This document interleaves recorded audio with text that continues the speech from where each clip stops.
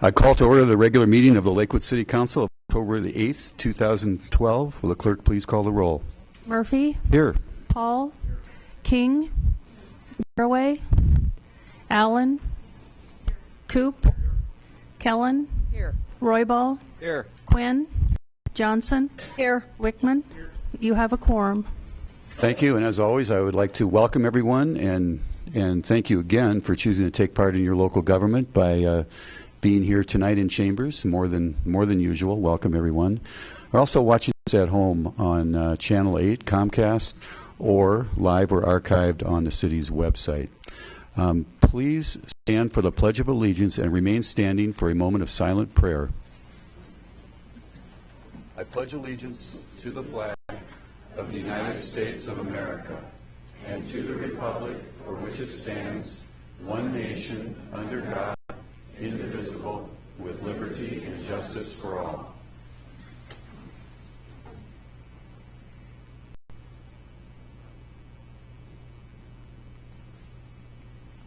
Thank you. Please be seated.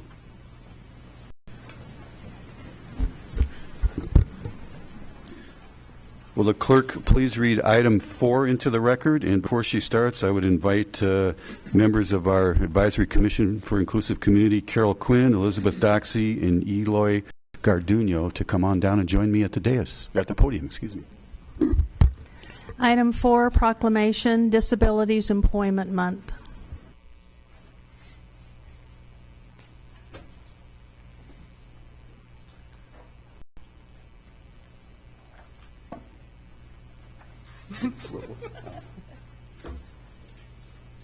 I would ask our Mayor Pro Tem Coop to read the proclamation into the record. Proclamation, National Disability Employment Awareness Month, October 2012. Whereas National Disability Employment Awareness Month celebrates and recognizes the accomplishments of individuals in the workplace with disabilities and reaffirms the commitment to ensure equal employment opportunities to all residents. And whereas National Disability Employment Awareness Month has its origins in 1945 when Congress recognized it during the first week in October. And whereas throughout the following decades, several presidents and congressional action renamed the commemorative week until in 1988, Congress expanded the week to a month-long celebration. And whereas the city is nationally recognized for its dynamic, collaborative, and inclusive approach to embracing diversity in its community. By recognizing National Disability Employment Awareness Month, the city affirms its commitment to an inclusive community where individuals are able to participate and contribute to their full potential. Now, therefore, on behalf of the City Council and the people of the City of Lakewood, Colorado, I, Bob Murphy, Mayor of the City of Lakewood, Colorado, by virtue of the authority vested in me, do hereby proclaim October 2012 as National Disability Employment Awareness Month in the City of Lakewood. Given under my hand and seal of the City of Lakewood this 8th day of October 2012 AD, Bob Murphy, Mayor. Thank you. And as Mayor of 2011 All-America City, and as we all know by now, Lakewood was the recipient of the first ever All-America City Diversity Award. It gives me great pleasure to present this to representatives from the Advisory Commission for an Inclusive Community. Elizabeth? Thanks. Hi. So I've just been told to say a few words about what our committee is about. The ACIC is the Advisory Commission for an Inclusive Community, and it was created as an additional link between the residents of Lakewood and City Council, and as such, we are considered ambassadors to the community. So basically, we're made up of 8 different committees acting to advise City Council on pertinent issues and connect with the citizens to get feedback and things like that. And particularly, we represent the Diversity Education Committee. And just here's a little blurb from our kind of our mission statement. The Diversity Education Committee of the Advisory Commission for an Inclusive Community will provide information and suggestions that will create a respectful and engaged community that appreciates, celebrates, and respects similarities and differences of diverse groups of people, cultures, and organizations. Pretty much it. Thank you.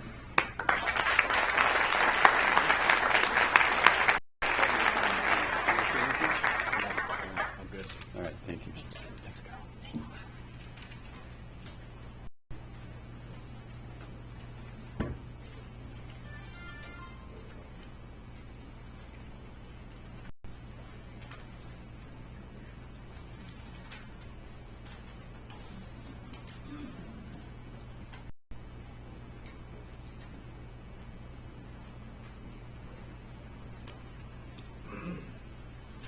In the business, this is called a stretch, where public comment is next, and I just need to wait for the roster to come down. As you know, there are a number of folks that wanted to sign up.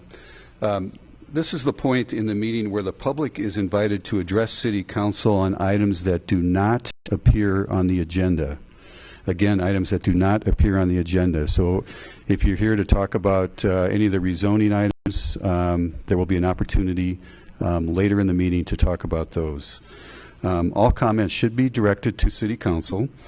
I ask that all in attendance here observe the decorum of the City Council chambers and refrain from applause or audible support or discord with the speaker. When you come down here, you'll notice that there is a light on the lectern. Now, we have a 3-minute time limit for each speaker. The light will be green for the first 2.5 minutes of that 3-minute period. When 2.5 minutes is reached, it will glow yellow, and it'll turn red when your 3 minutes are reached. And at that time, we would ask you to wrap up your comments. Again, as I said earlier, just because you didn't get a chance to sign up on the roster doesn't mean that you don't get to speak. We will listen to everyone who wishes to make a comment, again, on non-agenda items. So with that, the first name is Barb Franks.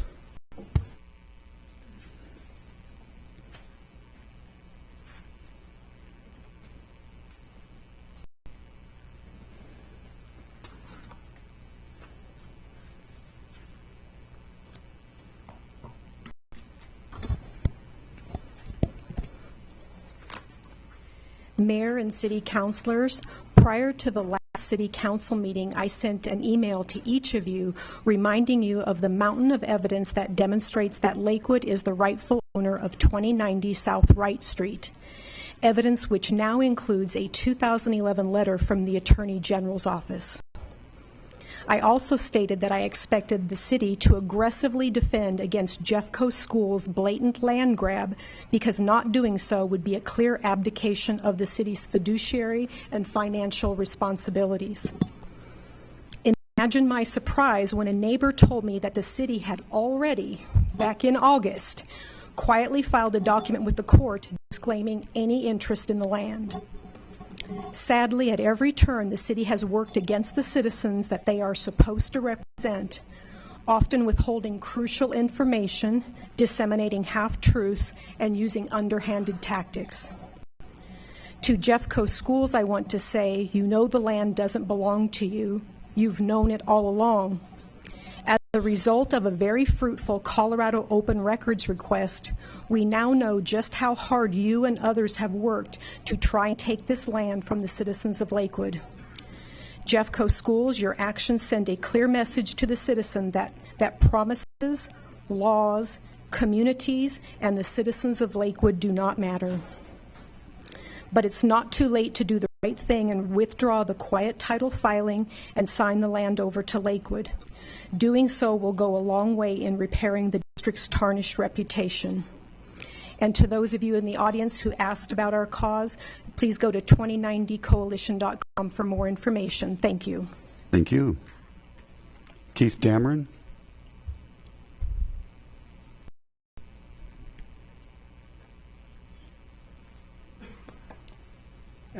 Mr. Mayor and Council, thank you very much for the opportunity to There you go. say hello there. Maybe get it up a little bit higher. There you go. My name is Keith Dameron. I'm the Vice Chair of Lakewood's Heritage, Culture, and Arts Alliance, the nonprofit part of Lakewood's Heritage, Culture, and Arts. And this is just a reminder for you all, for the audience, that our big fundraiser, our once annual fundraiser, our gala, Lakewood Style, is coming up this Thursday evening from 6 p.m. to 8 p.m. It will include, we have some great sponsors. We have Little India, 240 Union, Mile High Wine and Spirits, Village Roaster, Wasabi, and Zynga. And those are our major sponsors. Numerous businesses in Lakewood have donated to this. There will be a silent auction in conjunction with this. So it's a wine and food tasting, arts, entertainment, silent auction this Thursday. Tickets available through the box office right across the walkway here. And it will be held at the Lakewood Cultural Center. And tickets are now $35 per person, but it's a great fundraiser. The Alliance does support heritage, culture, and arts within Lakewood and certain things at the museum and other things. In fact, we've been here before presenting checks from us, and we did that last year after our gala. So just a reminder that that's coming up. There's still time to get to the box office, and tickets are available at the door Thursday evening, 6 o'clock. Thank you very much for your time. Thanks, Keith. It is a great event. I will see you there. Art Beck.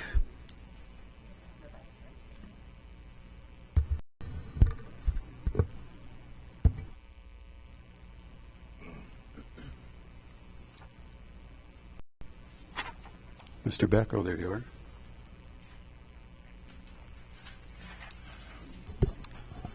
Good evening, Mayor, Councilman, and citizens of Lakewood.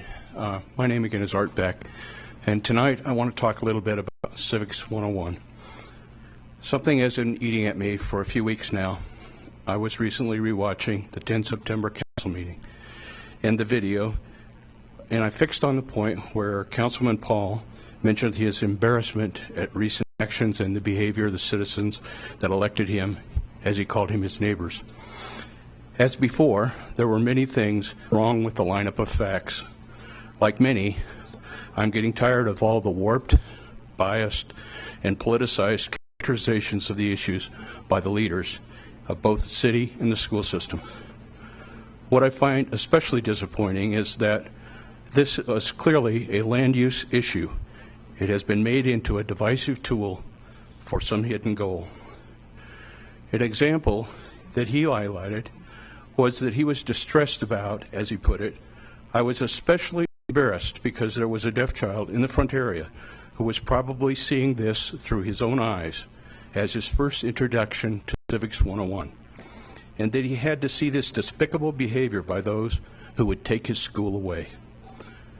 Because I have listened and studied both sides of this discussion, I seem to have gleaned more information than the typical person of the complexities involved. Therefore, I was troubled by his inaccurate characterization of those speaking in opposition during the governing process. In my judgment, by and large, this was a good first exposure to the real governance for this person. Councilman Paul's disrespect of the many parts of the government process was for me a real tipping point. I thought maybe something had to be said tonight about the makeup of good governance.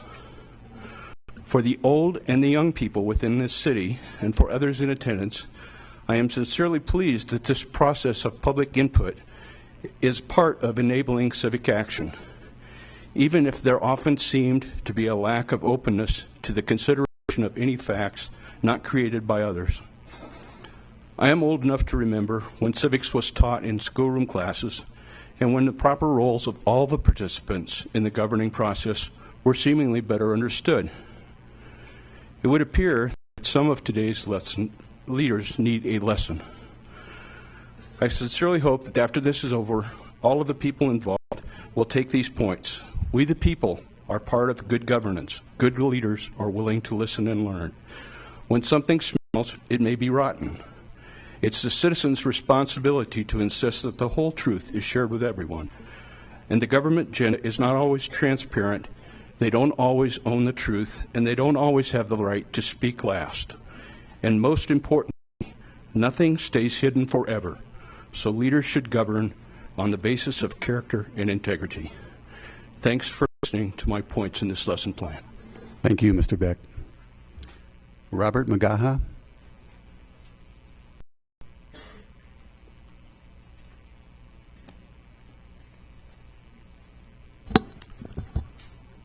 Mr. Mayor and City Council, for 21 years I served as an officer in the United States Navy, serving around the world, including Iraq. During those years, I, along with all military personnel, did the nation's bidding. Regardless of what any American thought of the validity of a particular military action, we in the armed forces knew that we were, at the very least, protecting our democracy so that it could flourish here in America. For 21 years, my political speech and activities were significantly curtailed, and I accepted that. However, as of October 1st, I officially retired, and I am now free to speak my mind and be fully engaged in the political process.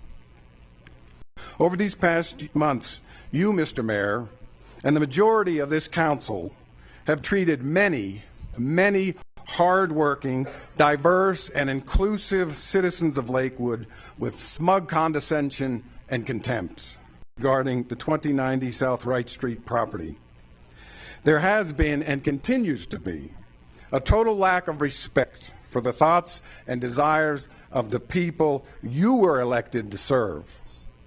My comments deal specifically with the letter that was sent to Lakewood by this Office of the State Attorney General. On October 27, 2011, Heidi Deneen sent a letter to the director of the Lakewood Public Works Department. In that letter, she wrote, and I quote, "The ODP, Official Development Plan, was a reservation and restriction of record of the date of the conveyance. Thus, the state believes the conveyance was subject to the ODP." Ms. Deneen continues, "Please explain the city's basis for concluding that Jeffco has title to the site." Did you, Mr. Mayor, and council members ever read this letter? If you did, what did you conclude? I can only assume that you decided to ignore the Attorney General of the state of Colorado. I can only assume that you decided to bury this letter and then make a crude attempt to pull one over on the citizens of Lakewood. As more documents like this are uncovered so that the people of Lakewood, the citizens of Lakewood, can see them, the stench of backdoor smoke-filled rooms where political deals are made only increases. This is America, not Syria or communist China. Some members of the City Council come across more as petty, self-serving politicians rather than the public servants elected to serve their constituents. I am mildly hearing impaired, and so I have only the utmost respect for people with any kind of disability. I very much want to see the Rocky Mountain Deaf School find a suitable site in Lakewood, if possible.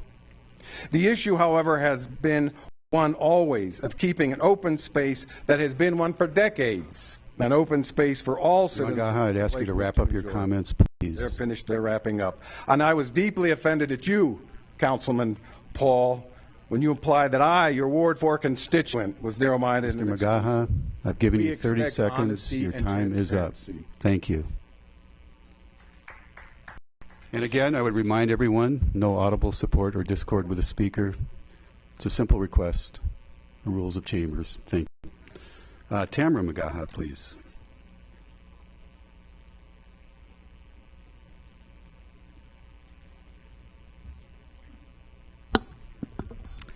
Mayor Murphy, thank you for responding to my recent email. While your responses were kind and contained various facts, they did not answer my pressing concerns. I asked you 3 direct questions concerning the land at 2090 South Wright Street.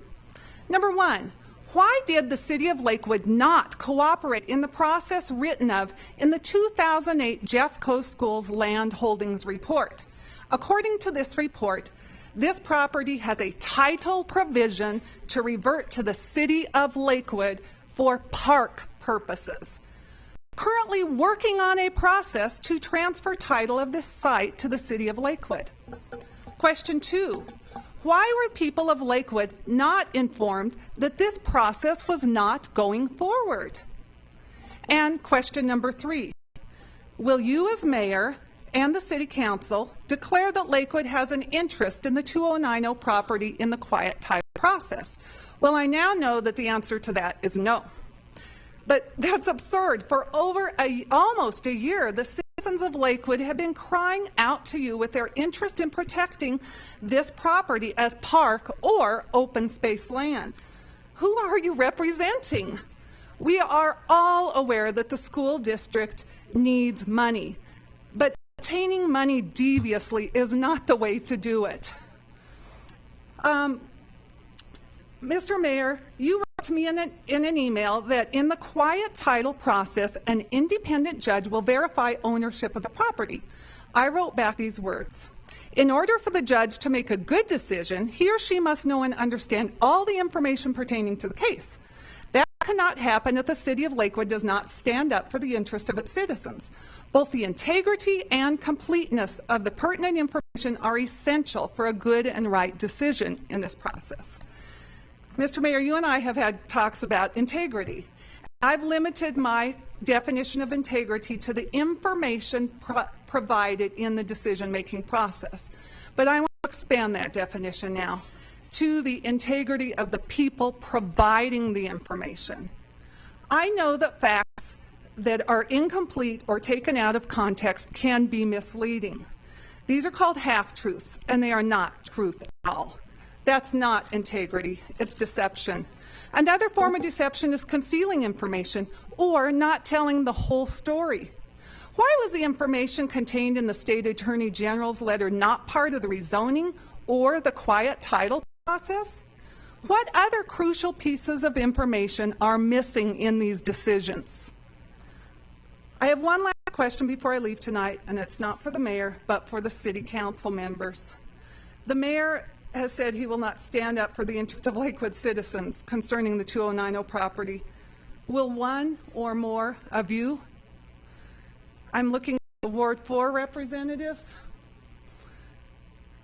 Councillor Johnson, I feel like you've really listened to us. Pete Roybal, Right. Councillor Roybal, and the others. Maybe you didn't have all the information before, Hammer, your but it's time, out there. is up. Thank you. Thank you. Thanks. Rita Bertoli, please.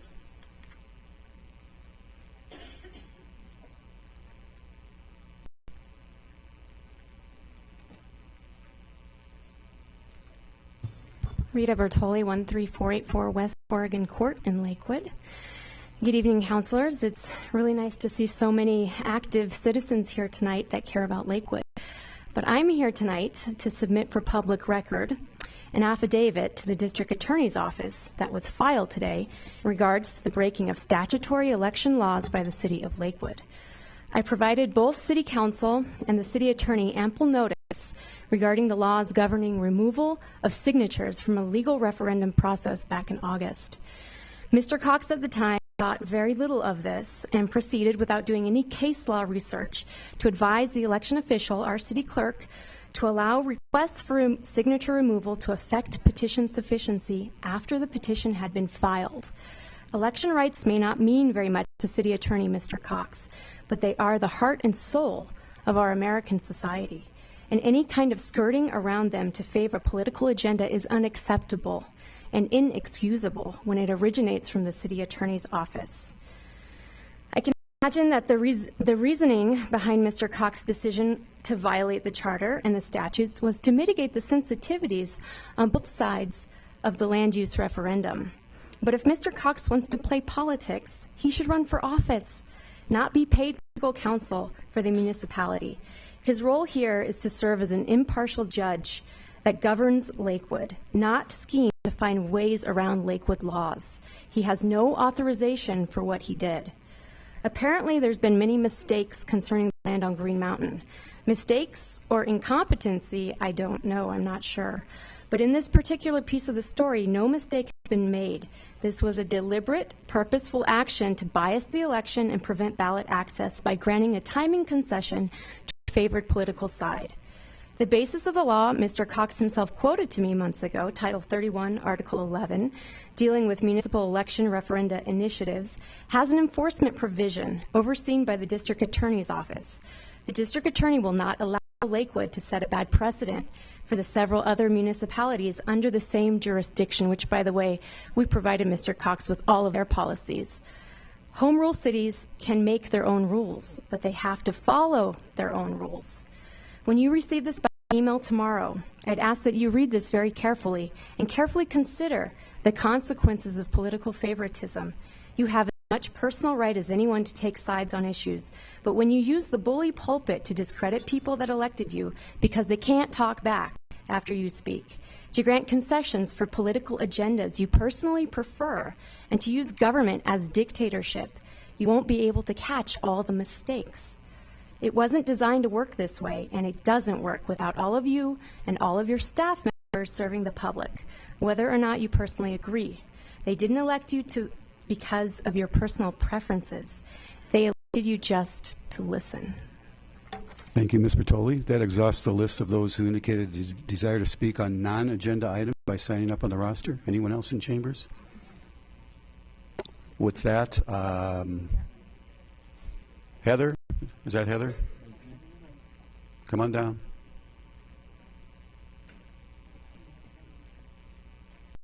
Hmm?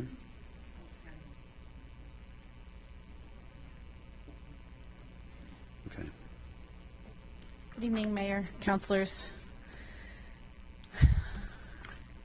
I'm here again. On June 25th, Mayor Murphy and 7 other members of the Lakewood City Council voted to give up Lakewood's ownership interest in 2090 South Wright Street in the form of a rezoning ordinance, which would have stricken a provision in a document called an official development plan, which gives ownership of the property to the city of Lakewood. On August 7th, the Jefferson County School Board filed a quiet title lawsuit in court to try to formally establish their title to the property. On August 9th, a group of Lakewood citizens called the 2090 Coalition turned in a petition of over 8,300 signatures to allow all of Lakewood citizens to vote on whether to overturn your June 25th vote. On that day, the Lakewood City Clerk publicly counted out the 8,398 signatures. This number is 3 times as many signatures necessary to require the city to allow Lakewood citizens to vote. On August 27th, the City of Lakewood filed a disclaimer of interest in the Jeffco School Board's lawsuit, in which the city administration is trying to give up any ownership interest which Lakewood may have. On August 29th, the city clerk made an initial petition sufficiency determination that over 5,901 signatures were valid, almost twice the number of signatures needed to vote. So it's apparent that as early as August 9th, the city of Lakewood was on notice that more than enough citizens wanted to vote on this issue and to hold a referendum. By August 29th, the city of Lakewood knew beyond reasonable doubt that more than enough citizens wanted to vote. Yet despite this knowledge, the city of Lakewood filed their disclaimer of ownership interest in the lawsuit. The timing of the district's and the city's filing of their lawsuit leads me to one conclusion. Both government entities are striving to curtail the citizens' right to the democratic process. I'd also like to clarify something that Mayor Murphy has told people in emails, and that is that a quiet title suit is a quite common thing that people do. And if that's the case, everybody would know what a quiet title suit was, just like they know what the deed is for their house. A quiet title suit, for those of you who don't know, is only used when there is a question over ownership and there is a clouded title, and you can't get title insurance without a clear title.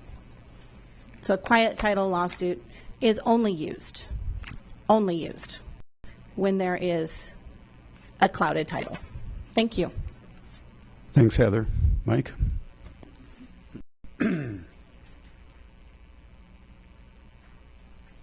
Mike Muller, and you have the address. You know, a couple months ago I stood up here, and I said that I was really liked the way the city was being run. But the more and more I'm getting back involved in this is getting to be worse than when Rock was here. How many of you are going to vote on projects that you got money from a developer on? Do you wish to speak on the rezoning item that's later in the agenda? No. Oh, all right. I'm just talking about ethics. Any of you that have received money from a developer or anyone that wants a change of zoning, you should recuse yourself. You should leave. You should have nothing to do with it. You shouldn't have anything to do with any of it. And now we're looking at another deal that's coming up. And I know, Bob, you've gotten money from them. Do you wish to speak on? Do you wish to speak on the rezoning item that's on the agenda later in the evening? I'm talking about ethics. Okay, you should recuse yourself. Anybody that's received money should get out of the way. Now, it was big time fun back in the 90s when we had all these developers coming in and paying off just about everybody to get them elected. Big time fun. And now that we have election laws that are changing where you're going to be the judge of your own election rules, how are we going to do that? There's no way that I could trust any of you to write the election laws, because you'd break them. You would break them.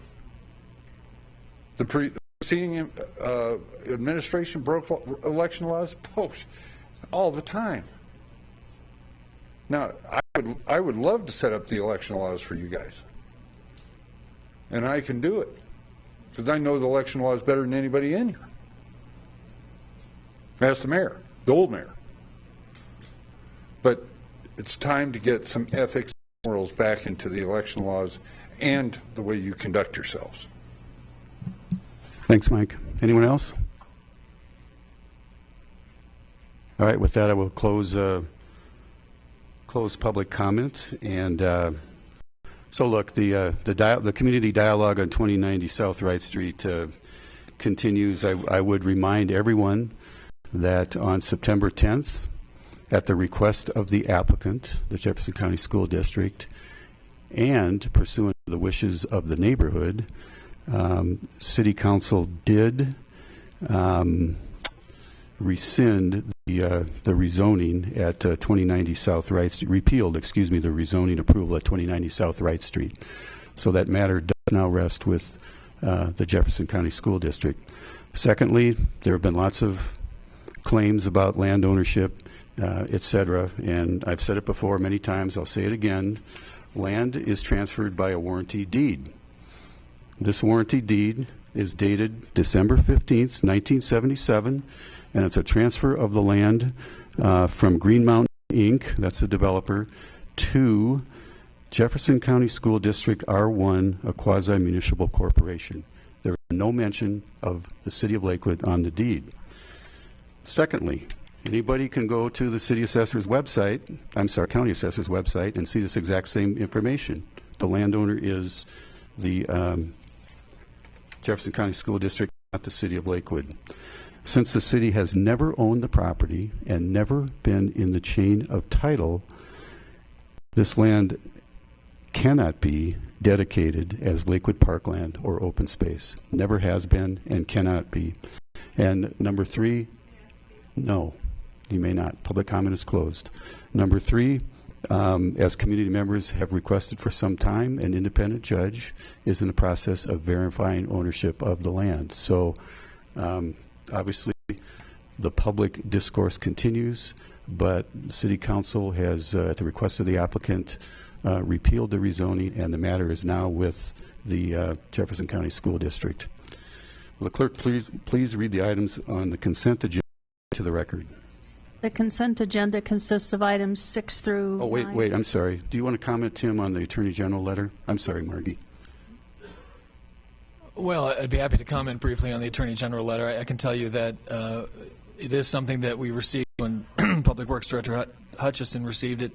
It was brought to my attention. I had conversations with the Assistant Attorney General, Heidi Deneen, explained the city's position, and we discussed the same thing we discussed here some time ago during the hearing process, that the reference in the deed to the school district that talks about subject to reservations and restrictions of record, that is a limitation on the warranty conveyed by the developer to the school district. It is not a limitation or a restriction on the ownership, and it does not make the property subject to the official development plan.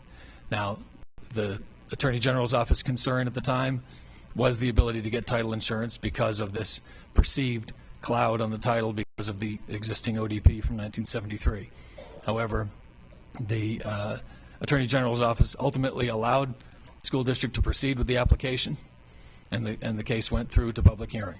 I've spoken to the Attorney General's office since then. They do not have the same concerns they had at the time that we spoke, and that's why there's no record of any further correspondence on that matter. To my understanding, the Attorney General's office is satisfied with the status of the title of the property at this point. But they're also aware that the quiet title action is in process, and they're waiting, like the rest of us, to see how that is resolved. Thank you. Any questions from council? Sure, Karen?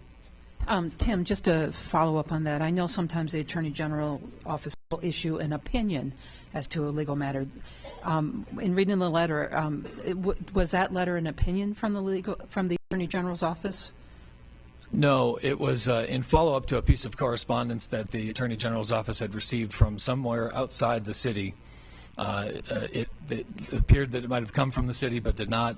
And the Attorney General's office was following up to see if the city had the explanation as to the ownership of the property. At no time did the Attorney General's office say, we think the city owns the property. They said, there's a question, and we'd like to hear how you've addressed that question, and that's what we discussed. But it did not express an opinion. It was not a formal opinion issued by the AG's office. Thank you. And as an editorial comment from a perspective of a government attorney, in handling matters like this, if there is any question out there, you send a letter out, you follow up on it, you get a response. It's standard operating procedure. It would be poor business not to follow up on that. Okay. Anything else from council? Amy? Thank you, Mr. Mayor. Perhaps I did not read it correctly, or I'm not aware. Who prompted the Attorney General's office to contact the city? There was a draft letter floating around that came from somewhere outside the city. I don't know to this day who authored it, but it referenced Mr. Hutchison's name, and that's what prompted Ms. Deneen and the AG's office to contact Mr. Hutchison to say, I've seen your name in connection with this matter. Can we talk about what this means? I have another question. The land is clearly an asset. It's unclear to me why the city does not want this asset. Why are we not wanting it? Well, I'm not the person to ask about whether or not we want the property. That's not part of the analysis that we did. The analysis we did is who's the rightful owner. Under legal principles long established, who is the rightful owner? We sought outside legal advice on that from a real estate attorney who's represented the city on real estate matters for more than 3 decades. And he helped us provide the opinion on ownership that we went forward with, which was consistent with the school district's opinion. There may have been an opportunity back in 1977 to have a discussion about why the land was conveyed the way it was. We don't know exactly what happened then. We just know that the deed that the mayor referenced is the one that was issued. There's no such deed referencing the city of Lakewood as an owner. The question was, what was the impact of the ODP on the deed? And the advice we got was, in the end, none. The deed is the governing document. One last question, Tim. Are there any other properties out there that are in a situation like this that we're aware of, where the city may have an asset out there that we are not interested in? During this time period, there was, it was typical during development of property to have plots of land set aside for school purposes. And in those cases, different methods were used to control title to the property. It was not uncommon to have the situation referenced in this ODP with the land to be conveyed to the city, then to the school district, and then, if no school was built, back to the city. That's not what happened in this case, but it is what happened in some other cases. And there are some properties out there that had that type of conveyance attached to them. There are none that I'm aware of that went through this process where the deed was conveyed directly to the school district. So again, it's not a question of what we want, it's what we have a rightful claim to, what we can say that we own, and this is the only one I'm aware of that's situated like that.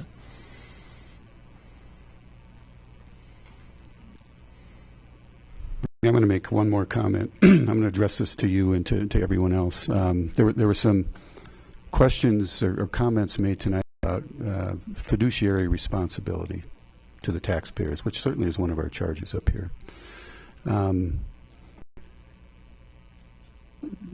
it's a matter of statute that the rules applicable to quiet title actions dictate that a party that asserts a possible interest in the property and loses must pay the attorney's claims of the other party. Given the fact that we have a clear deed of sale, December 15th, 1977, it would not be fiscally responsible for us to make a claim, given the clear evidence. Mr. Mayor? Yep. May I just ask a question? It still is unclear to me why, when this was set up many years ago, the city was mentioned as a possible owner, and it was out there. Why did we not want to get that asset for us? What happened? How did that happen? None of us were around in 1977. There were a lot of, our city manager can speak to some of these, those were the 70s were the days of rapid development, Green Mountain. There were plans for school districts. I think each one of these circumstances was a little bit different, but there was a deed of sale, an undeniable deed of sale from the property owner to the school district. Kathy, you want to comment on some of the yes, I would general just trends add, in those days? Sure, thank you, Mayor. I would just add that we don't have anyone on staff who was there in 1977 to describe why the city didn't make any kind of claim on that property. So we don't have any written correspondence, nor do we have any staff still here on staff who can describe that to us. So at that point, the city didn't make any claim on that property, and it was indeed deeded to Jefferson County Schools.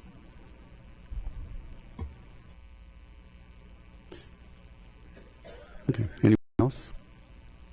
All right. Will the clerk please read the items on the consent agenda into the record? The consent agenda consists of items 6 through 9 inclusive. Item 6, Resolution 2012-39, approving the Historic Preservation Plan as an amendment to the Lakewood Comprehensive Plan. Item 7, Resolution 2012-40, authorizing the execution of an intergovernmental agreement by and among the City of Lakewood, the City and County of Denver, and the Denver Urban Renewal Authority for the Colfax Main Street Coalition Project.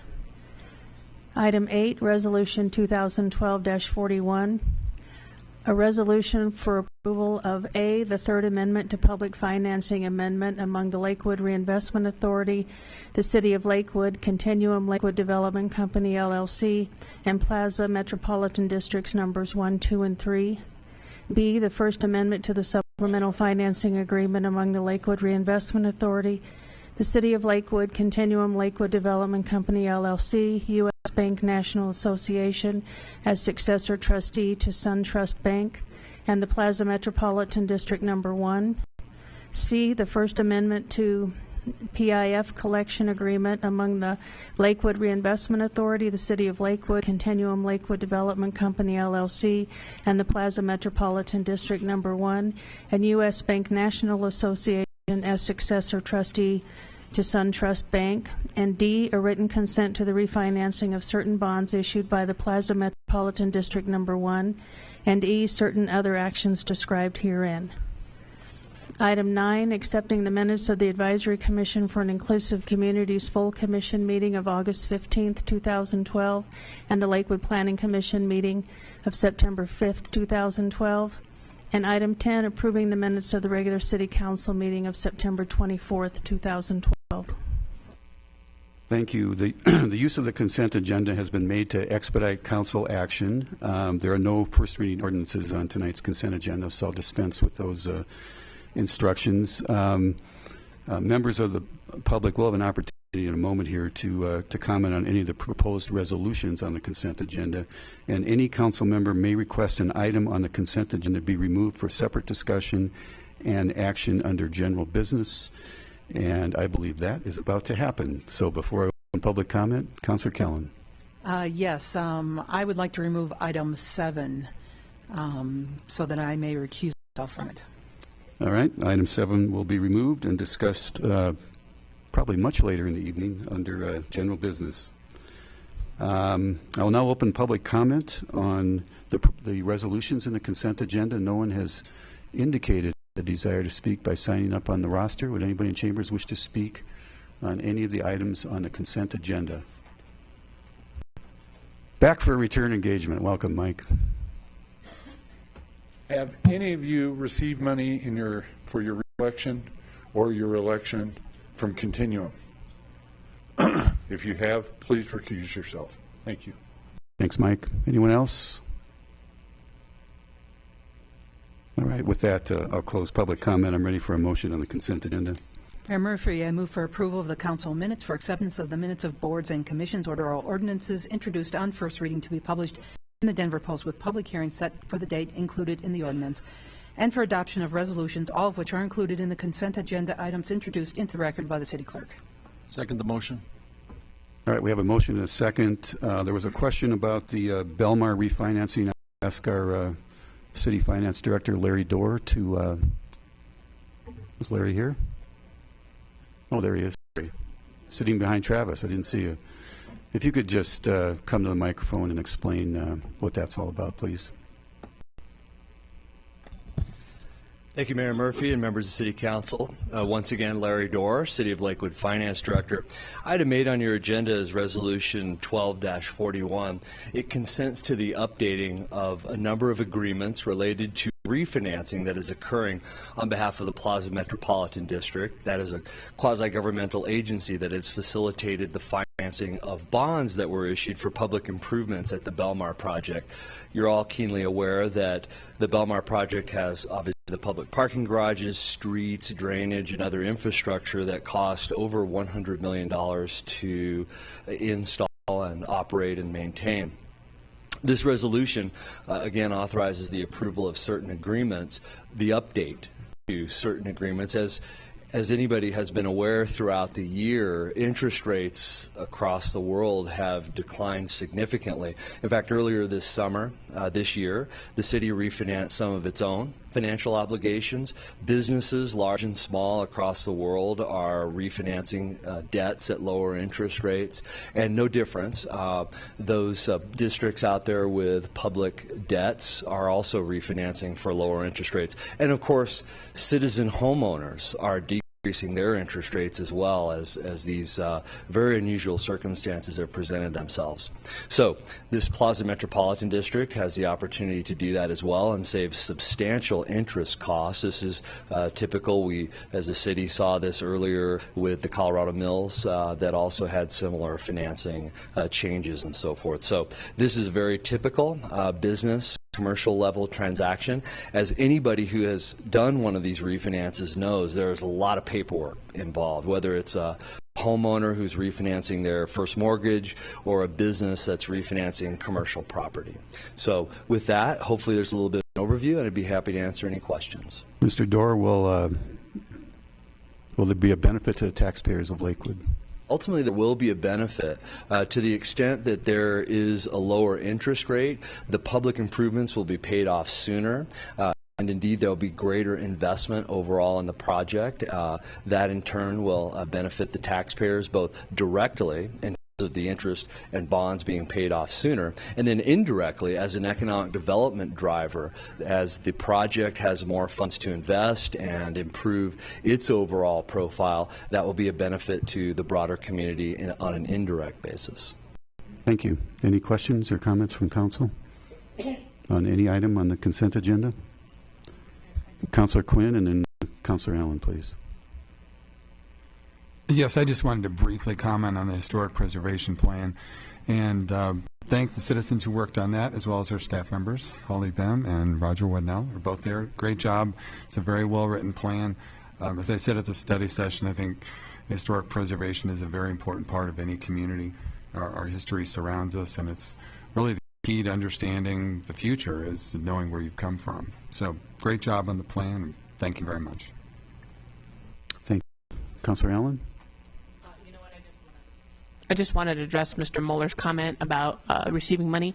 I have to be honest with you, it's been 7 years since I took campaign contributions, and I very well may have taken money from people in this organization, but I don't think voting on a refinance for them is a conflict of interest. So just wanted to state that publicly. Thank you. Anyone else? All right. We have a motion and a second. Please cast your votes.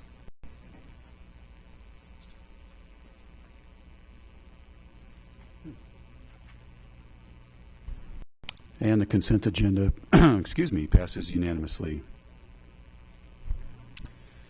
Okay, on to item 11. Will the clerk please read item 11 into the record?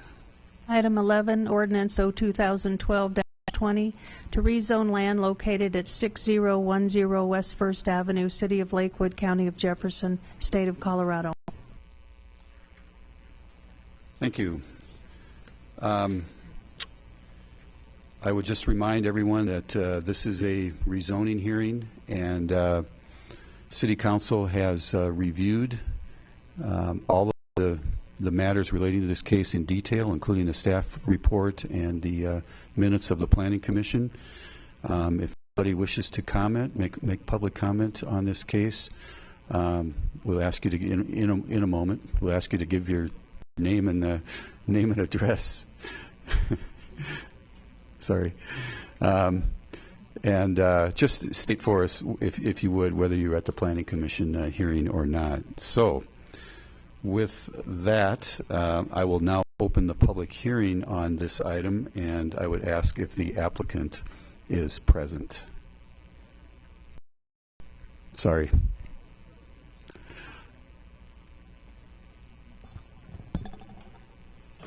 Hi, my name's Jacqueline Whaley, WHALEY, 3210 South Pearl Street, Inglewood, Colorado, 80113.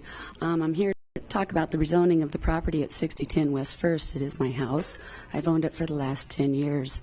It was built in 1942 as a residential unit, rezoned, I'm assuming, over 40 years ago, as the doctor who owned it before me had it.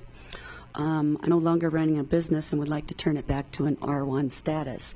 That stays within the North Alameda planning area as far as residential units and providing increase of revenue for the city with a family to be able to live in there and go to the schools, attend the parks and whatever recreation sites that are in this area.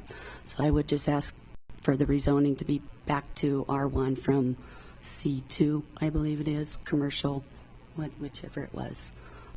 The conceptual site plan was here. I was at that meeting, as I was the only one. Nobody has showed up to any of the city meetings or anything to disregard or say no, that they didn't want to approve this. So that's all I have to say. Thank you. Thank you. Okay.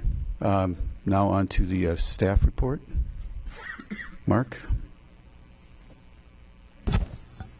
Thank you, Mayor. Members of City Council, Mark Doring with the Planning Department. I'm here tonight to talk to you about this case, which is case RZ 12-003, which is a request for rezoning for 6010 West First Avenue. Jackie Williams is the property owner putting in the request.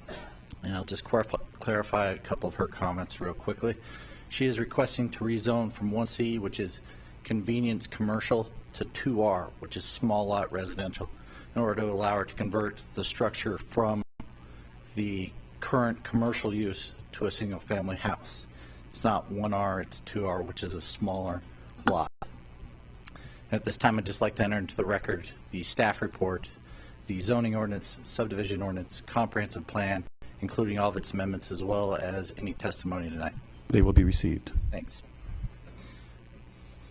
Just to give the audience and council a little idea of, put up on the screen before you a vicinity map of an aerial photograph. North is to the top. You'll see it's in the southwest corner of First and Harlan Street. And I'll just walk you throughout the site to give you a little idea of what surrounds the property. To the northwest is an apartment complex. To the northeast is a vehicle repair facility. Directly east of the site is a gas station. To the south is an apartment complex, and to the west is single-family homes. And you'll see on the screen before you the same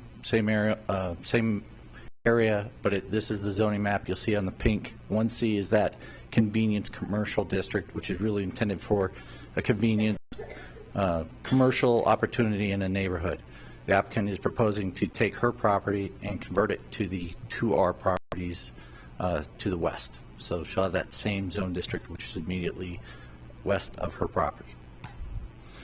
This is a photograph taken looking south across First Avenue. This is the existing structure that was used previously as a chiropractor's office, I believe, and she'd like to convert it back to a single-family home. And then just give you a walk through the site. This is the apartment complex to the northwest, the vehicle repair facility to the northeast, the gas station, which is immediately east of the property. Here you can see the apartment complex to the rear of the property. Get the cursor up. And you can see she does have a detached garage in the back of this property. And then kind of hidden back here next to the apartments are single-family homes that are hidden behind those trees.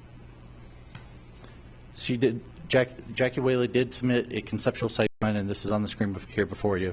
It's kind of hard to read and don't want to get into all the details, so I'm going to take it down to exactly what she's proposing to do. On the screen before you, I've colored up a version of the site. The green is the existing landscaping that's on the property. The brown are the two structures, the main structure and then the detached garage. And the gray is the asphalt and concrete that's out there today. The applicant is proposing to rip up some of that asphalt and install a front yard with living ground cover and 2 trees, which are represented by those circles. So going back to my wonderful artistic rendering skills, I'm going to show you what she's proposing to do. So something very similar to that would allow her to still have a driveway in front, still have the ability to conduct a back out maneuver so that she doesn't have to back out onto First Avenue, and allow her to exit out to First Avenue as it is at Collector Road. So just to go through the process very quickly, she is proposing to rezone it. It's granted. She will have to get some building permits in order to convert that structure back to a residential structure. Those include the site improvements and the landscaping that we've shown, and she will have to get a certificate of occupancy to use that building as a single-family residence. And just quickly go through the public notification. As she said, we did hold a neighborhood meeting. We did not have any stakeholders attend. We have not received any comments from staff, from the public. We have sent out 186 notices for both that meeting, the Planning Commission meeting, and for City Council.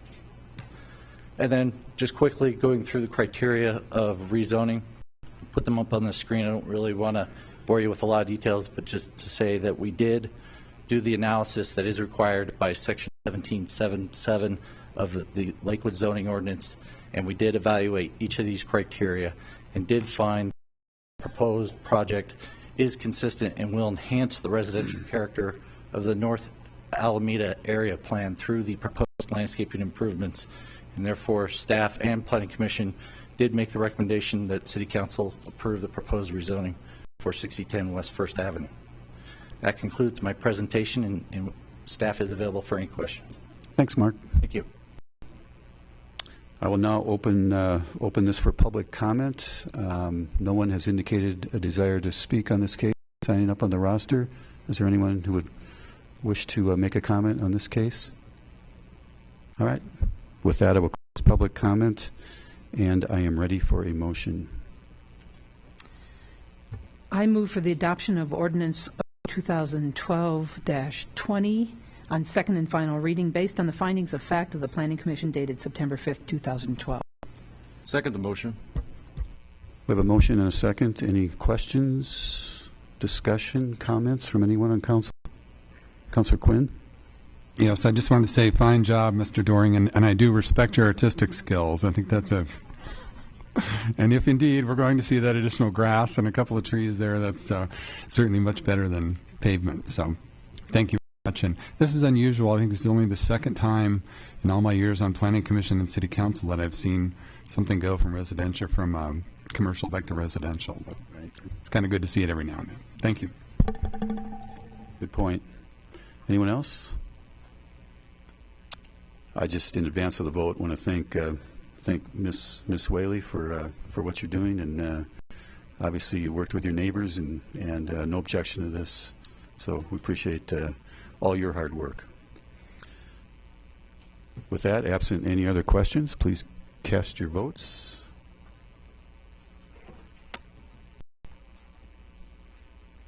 And the motion passes unanimously, 10-0.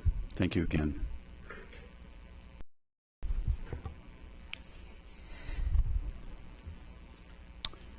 Okay, on to item 12, and what we're going to do tonight is, just so everybody is clear on sort of the order of events, item 12, which is rezoning, a rezoning application, and item 13, which is a vesting matter related to item 12, the rezoning applications, will be opened at once. So any presentations or comments at any point in the proceedings can pertain to one, the other, or both of those items. However, votes later in the evening will take place separately on each of those items. Again, I will repeat the instructions, and after the city clerk reads this item into the record, the city attorney will have some more detailed comments about the nature of rezoning proceedings, particularly one that's garnered as much interest as the one this evening has. But again, it's a rezoning hearing. Council has reviewed the staff report, reviewed the minutes of the Planning Commission, and looked at all of the pertinent materials in relation to this. Once again, if anyone was, actually this is probably a moot point, because I don't think anyone commented at the Planning Commission meeting either for or against, so we don't need to necessarily ask you whether you did or not. So I would ask the clerk to read the item into the record, please. Item 12. Both items. O 2012-21 to rezone land located at 8787 West Alameda Avenue, City of Lakewood, County of Jefferson, State of Colorado. And item 13, ordinance O 2012-22, approving a development agreement establishing vested rights for a period of 25 years for the planned development zoning for land located at 8787 West Alameda Avenue, City of Lakewood, County of Jefferson, State of Colorado. Thank you. Before we get started, there have been some conversations about this evening, and I think in a flyer that was distributed about campaign contributions. I am going to, before we open the hearing, disclose that I've run for office for mayor a couple of times. I've had the good fortune in those campaigns to receive contributions from more than 500 people or entities. Actually, some of those people are in this room tonight. Richard Bryant, Buddy Douglas, people like John Gunsner, Barb Heckel, Maddie Martinick, Nina Rockley. I mean, the list goes on and on. This is a right that people have to make campaign contributions. Of those more than 500 contributions over 2 mayoral campaigns that totaled more than $140,000, 4 of those contributions came from people who, as I understand it, are on the board of Colorado Christian University. Those contributions total $800. 3 additional contributions came of $100 each, came from people that I believe are on staff at Colorado Christian University. So 7 out of more than 500. There may be a couple more. I honestly don't know. There's a couple of names on here: Paul Eldridge and Sherry Parks. I don't know if they're affiliated with it or not. But as was stated earlier, this has no bearing on my ability to make an objective decision on this matter. And I will be involving myself in the case. Councilor Kellen? Yes, and I, after learning that this was an issue, I went through my records actually this afternoon and tried to link up names in my contribution list to people who might be associated with CCU. And I did receive, and I knew up front that I'd received contributions from President Armstrong and Mr. Dreyfus, who is the applicant here. I did, in a in doing my search and finding the trustees, find additional names. And I believe the total of contributions that I took were about $1,300 from people associated one way or another with CCU. And just to note, that's actually less than what I still have left in my campaign finance account that I'll probably be donating to some nonprofit at some point in the future. So just to let you know, full disclosure, and it will not in any way impact my decision on this matter. Thank you. Councilor Roybal, just a quick one. Thank you, Mayor. This afternoon I received a phone call from Ken Yarko.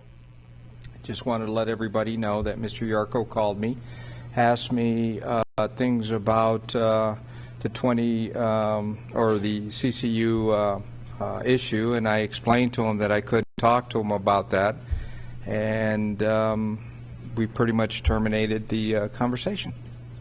Great. Thanks, Pete. Well done. Anyone else? Okay. I would now turn to our city attorney, Mr. Cox, to talk about general guidelines of rezoning hearings. Thank you, Mr. Mayor. We've done this short introduction at the last several rezoning cases. Notably, the last one we did tonight was an exception. We talked about providing that information. We knew we'd be putting it out there. It was a much simpler case and was handled pursuant to the recommendations in the staff report.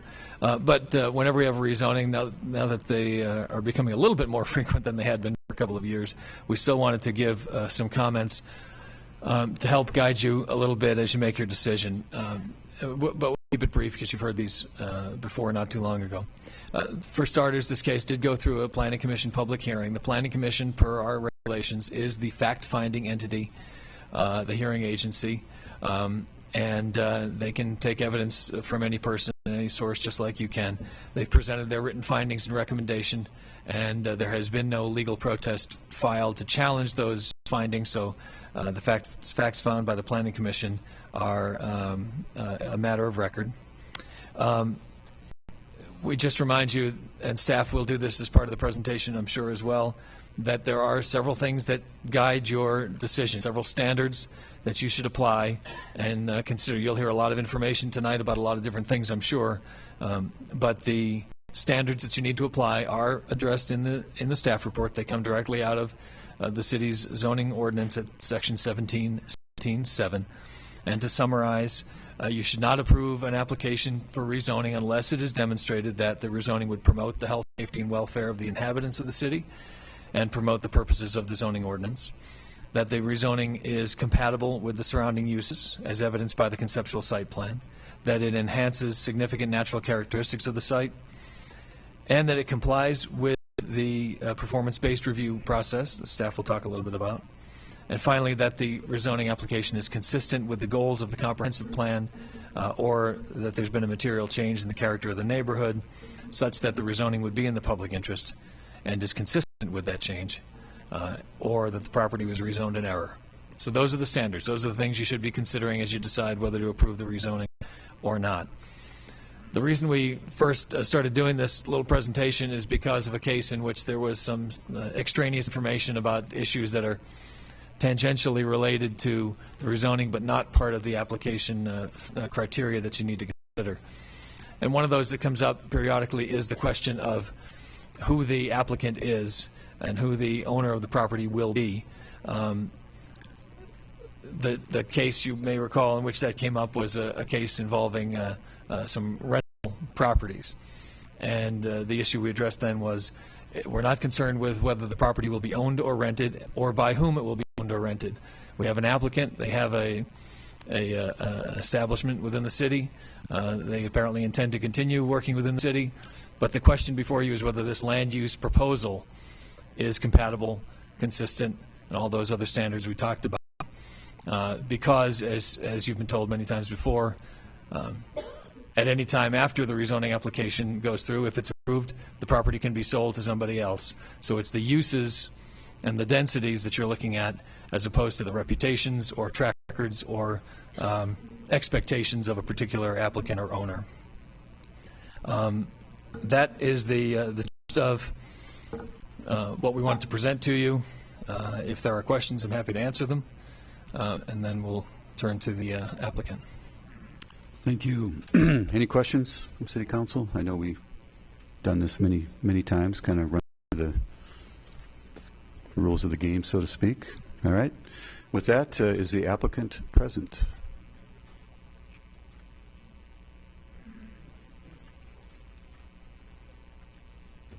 Good evening, Mr. Mayor and members of the Council. For the record, I'm Bill Armstrong, President of Colorado Christian University, and my address is 8787 West Alameda, Lakewood, Colorado 80226. Thank you for the privilege of appearing before you tonight. Actually, my appearance and this application are part of a dream come true, and I'd like to tell you a little about that.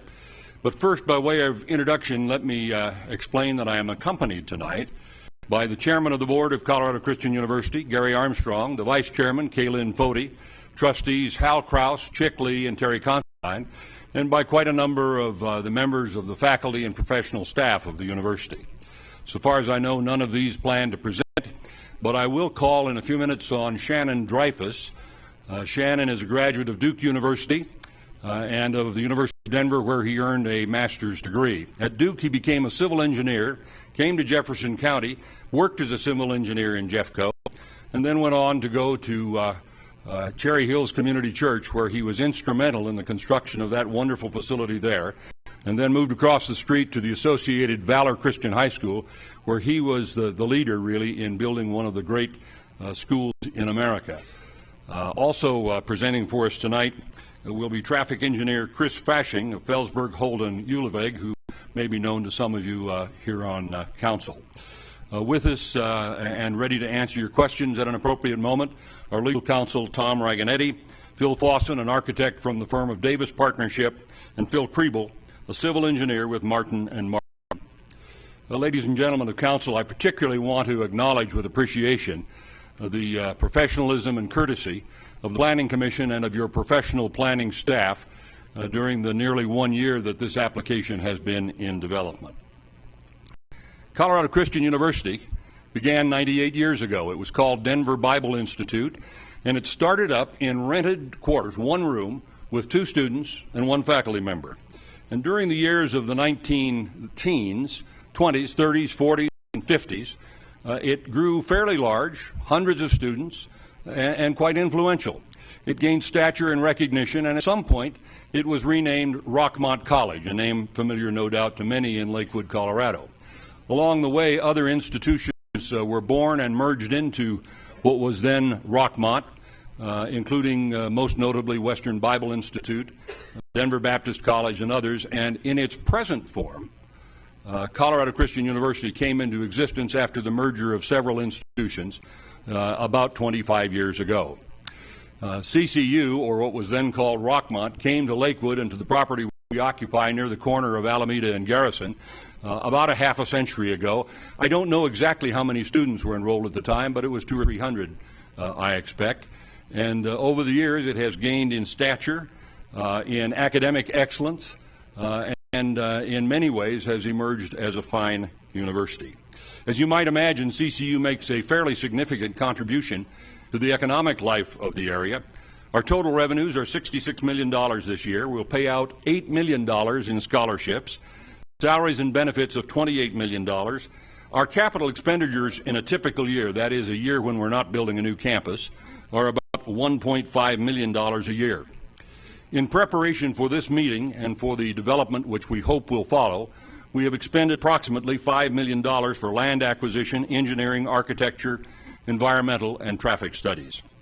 We estimate that the total campus for which we are seeking zoning tonight will be somewhere in the neighborhood of $100 to $125 million.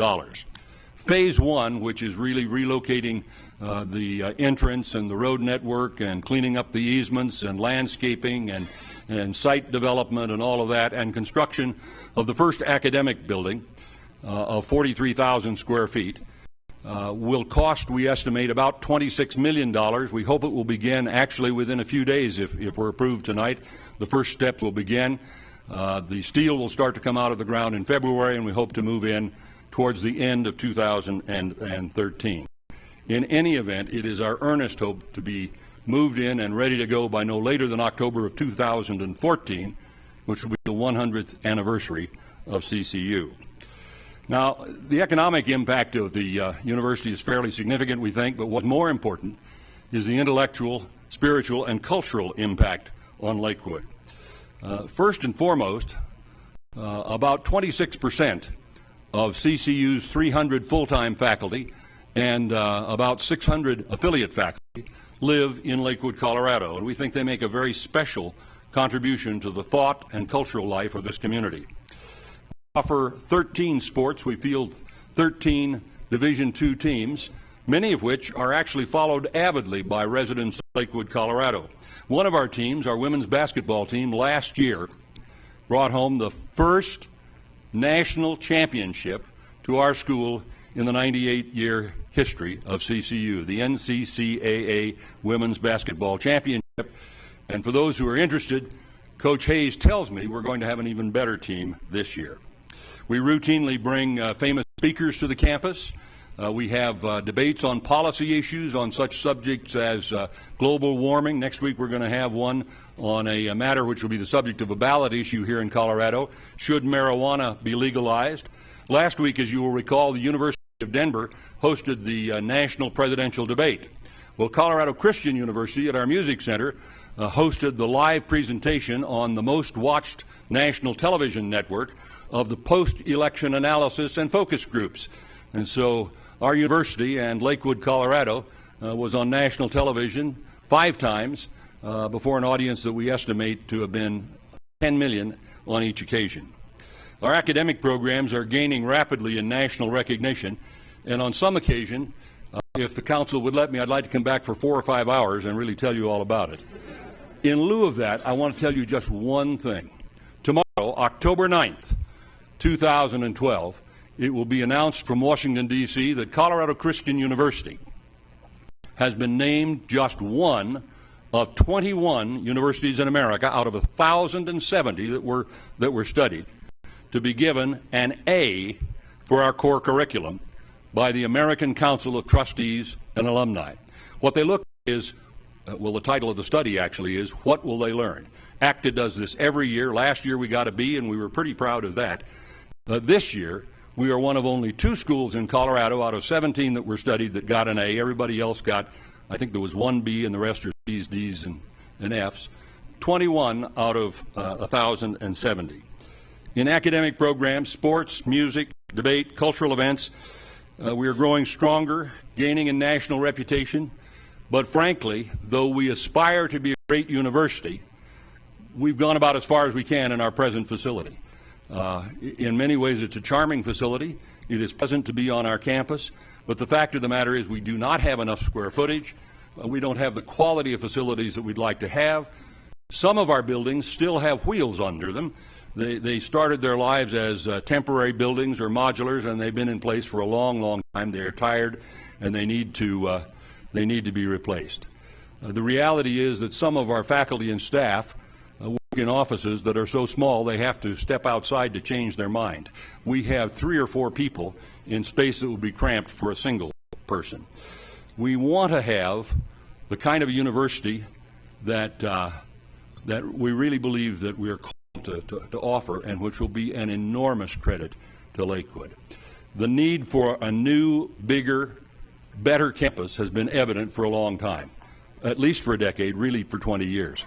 When I got here 6 years ago, the plan was to move the campus up to Morrison, where CCU owns 280 absolutely stunningly beautiful acres. A zoning hearing was underway at Jefferson County, and we had presented, that is, the university had presented before I arrived, what I thought was a very good case for the zoning.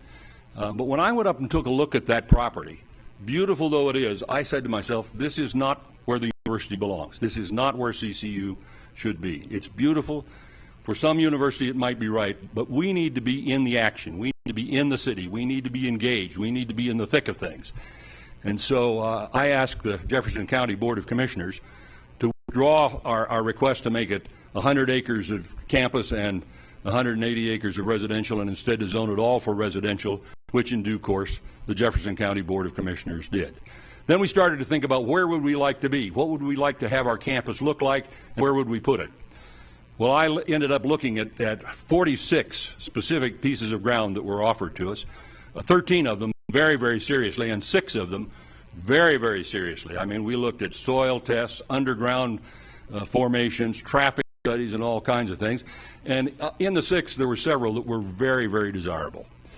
And so we got right down to it, and we said, well, where should we move? And then the realization hit us, well, why are we thinking of moving? Why are we leaving Lakewood? We don't hate Lakewood. We love Lakewood. So why is it that we have focused all of our time and attention on going someplace else? And the answer is 3 reasons, just 3 reasons. The first is because we didn't have enough room on our campus for sports field. We had to figure out some way, if we wanted to stay, which was our desire because we like the location, we like the community, we're on good terms with the city and with the county and with our neighbors. The transportation is terrific. We're a good culture fit here. So why wouldn't we stay? Well, we had to get the sports fields problem solved, and I'm glad to report to you tonight, with the help of some in this room, actually, we have got that problem solved. So that's not a stumbling block. And then we realized we needed to acquire some adjacent property. We just didn't have some strategic pieces of ground immediately adjacent to where we are, and we identified 12 pieces of ground, one of which is at the corner of Alameda and Kepling, and the other 11 are immediately adjacent to where we are. And we have acquired every one of them, and they are included in our zoning request tonight. So what we're coming here tonight to show you is what we'd like to do on our enlarged campus. We'll make you proud of us. This is an all-America city. We're going to be an all-America university. We're going to be a great university. We're not there yet, but we're on the way. We're heading in that direction. We need your support tonight to get the physical plant that will enable us to take that next step. Now, with your permission, I'd like to call Shannon Dreyfus up. And Shannon, would you come and lead us through a presentation on what this thing will look like and where we go from here. Thank you, ladies and gentlemen. Thank you, President Armstrong.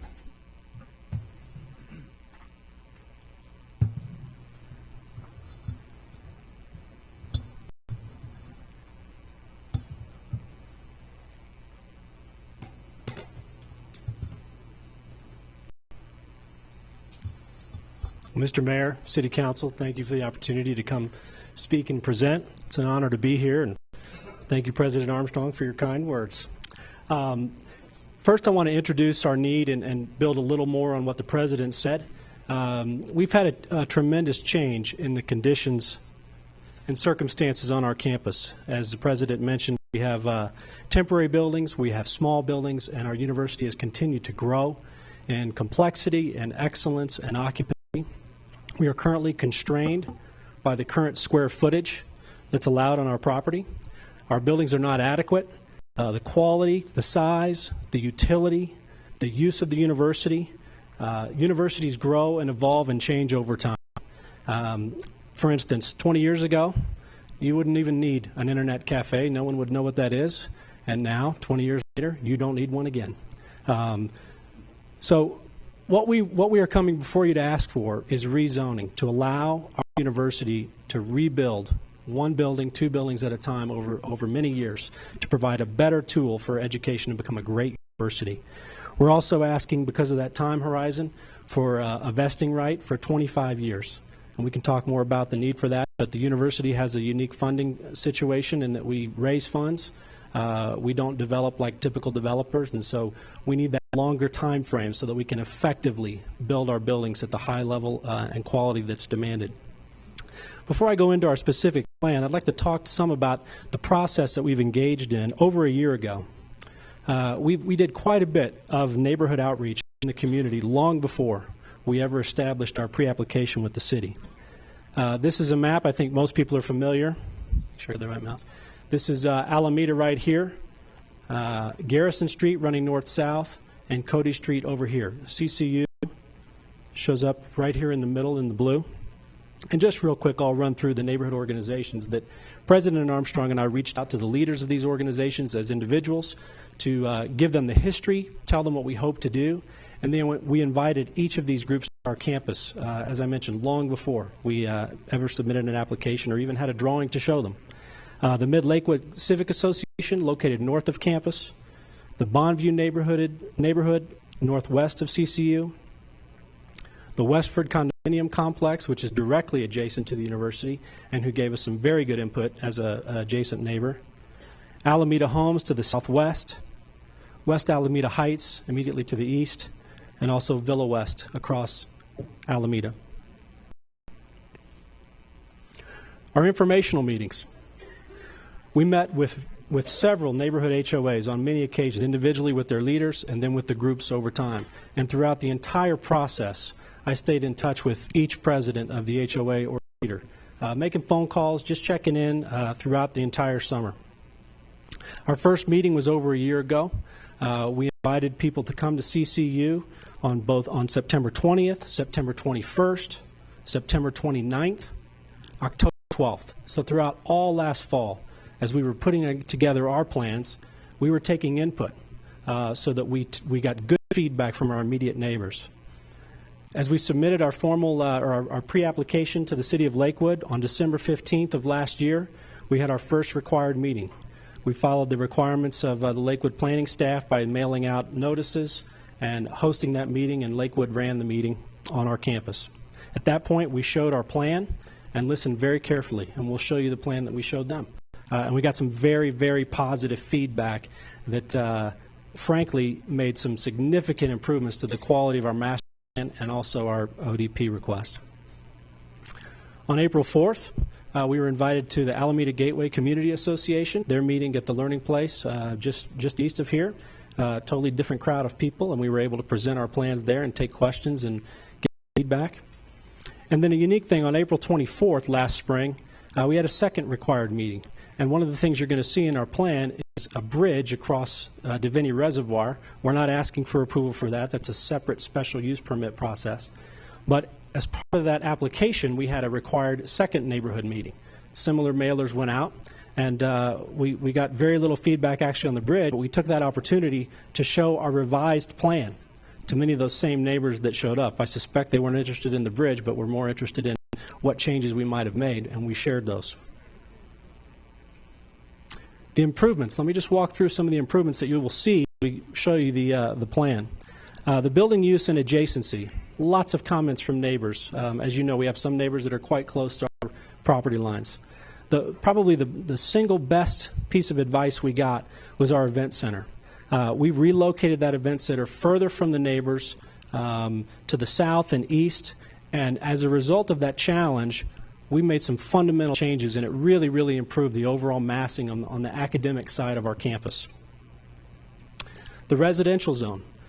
We got some feedback from neighbors to please keep the residential zone on the south side of campus where it is today. And so that tended to work really well the way our campus is laid out.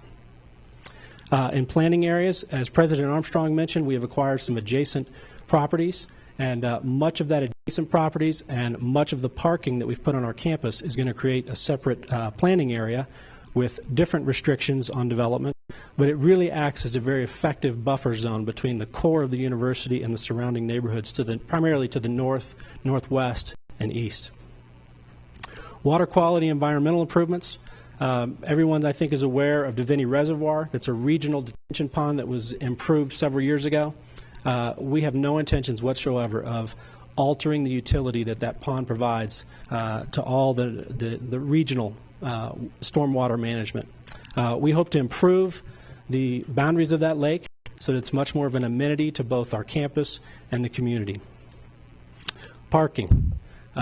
Soon I'll introduce Chris Foshing, and he'll talk more about parking and traffic, but we have made sure that we have enough for our campus.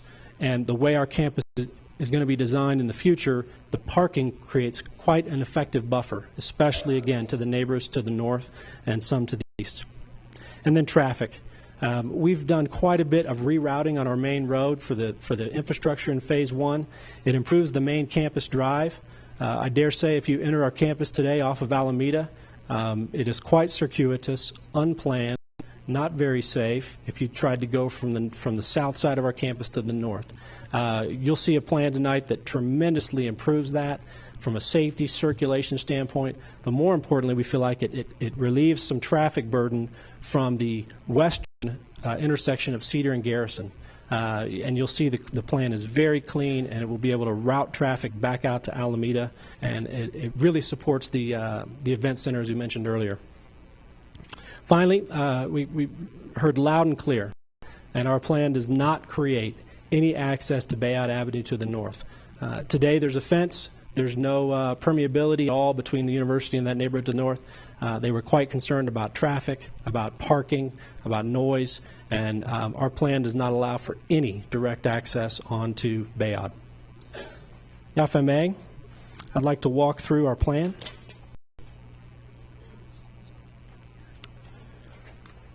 This is our current plan as it exists, and just to orient you once again, this is Alameda down here on the south side. This is Cody Street right here, and then here this white building right here is the Mile High Church, their new sanctuary worship center. In the middle, this mass right here is Devaney Reservoir, and you'll see that that does not change consistently throughout the plan.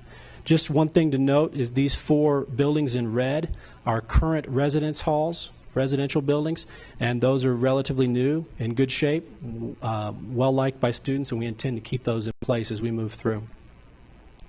The existing diagram you can see has an academic core on the north part of campus and a residential core on the south side of campus. Right here, these 10 homes are homes that the university has acquired, and you'll see in the next slide that those become absorbed into the usage. And then this is Alameda Hills Baptist Church that we also have an agreement to purchase and acquire. In the proposed diagram, the red part remains the academic core of the campus. This is where we'll have an academic quad, academic buildings, faculty offices, some administrative offices, a library, event center. Then the blue-purple color is residential student life. So we will be adding and substituting, tearing down some old dilapidated student housing and putting in new modern buildings. In addition, we also have some other items that are crucial to student life at CCU, a chapel, a student center. The green is the buffer zone, shown here as in conceptual format. This is an image of the full build-out, and so we're going to fly around this in just a little bit, but it kind of gives you an idea. We've got a pretty formal quad on the academic side around this oval, and then a similar oval on this side on the residential side of the campus that's flanked by a residential building here, a chapel, and a student center. And then this is the aforementioned bridge.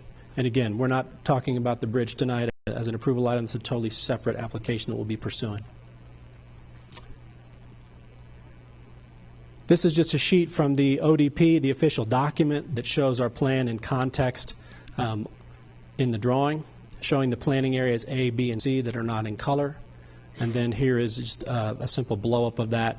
And underneath, you can kind of see the buildings as they're represented in the background. Just a few minutes, I'd like to just fly around the campus. It helps people get oriented to some of our plans. One thing to keep in mind is that this doesn't show fully designed buildings. The shapes are not permanent. We don't have a program for these yet. The buildings will have windows in them. They don't show it now, but we promise we'll have windows.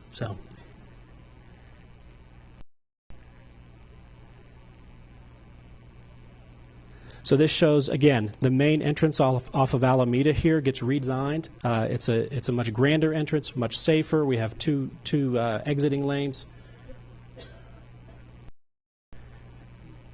As we fly around the campus, it's not a real formal campus as far as symmetry, but we've worked hard to lay the buildings out. One of the things that we're trying to do is create a true campus environment where the spaces between the buildings and how the buildings relate to one another really create a wonderful environment for community and learning.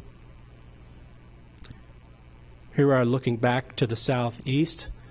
This intersection right here is where Cedar comes into our current campus. So this road is in place and continues around, and you'll start to see how we've improved that circulation road. This large building right here is the event center. So that's where we have basketball, chapel gatherings, other things like that. The current event center, I believe, is located just 75 feet from our north property line. This event center has been moved over 300 feet to the south with much more adequate parking around it, adjacent right to the main exit right out here to Alameda. Also, one thing to note is the topography of our site slopes down to the east. So this event center is a large volume building by its nature to have a gymnasium in it, and it's one of our lowest points. The main drainage for Divinity Reservoir comes through here and will be preserved and enhanced. Again, here are the you can see the existing apartment buildings that are to remain. And then as we come down to street level, we'll quickly fly through the campus, and this is what the presentation you'll see as you come westbound on Alameda and you encounter the campus here at Cody Street. We have a very strong street presence with beautiful buildings. We do have very definitive roof structures that we're hoping to do, and then this is the main entrance to campus. The first thing you'll encounter as you come onto campus is a curved driveway. We hope to do that because it highlights this chapel building, which obviously is very important for Colorado Christian University. In addition to, you're not going to just drive in and be able to see all the way to the back of the campus. We hope that we have a nice campus drive. As we move around the building in front of us right here is the Student Center with an outdoor eating plaza and a quad, and we really hope to turn the lake into an amenity. So you can see how the bridge ends up in this oval quad. To the left up here is a student residence hall. And as we move across the bridge, we start to enter the academic zone of campus. The bridge is not just, we don't envision it to be a simple passageway, but more of a place.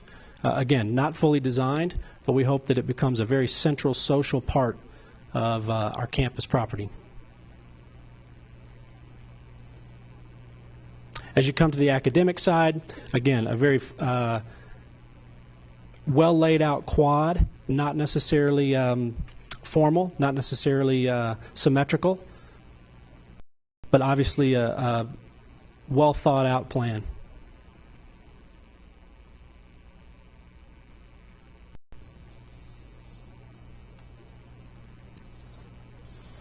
As a result of, one thing I want to note, as a result of feedback that we've gotten recently, I think the staff will talk about some of the clarifications that we want to make to our plan. I'll leave that to Andrea Rand to point out. Want to highlight some of our enrollment statistics. Right now, this fall, we have 1,042 students enrolled, undergraduate students enrolled on our campus. Roughly 2/3 of those are residents. They live on campus, and we want to preserve that ratio as we move into the future. Right now on our campus, including our Peaks Apartments and the properties that we've acquired, we have about 245,000 square feet. Our future enrollment, we don't anticipate to be any greater than 1,800 students, so growth of a little less than 800 from where it is today.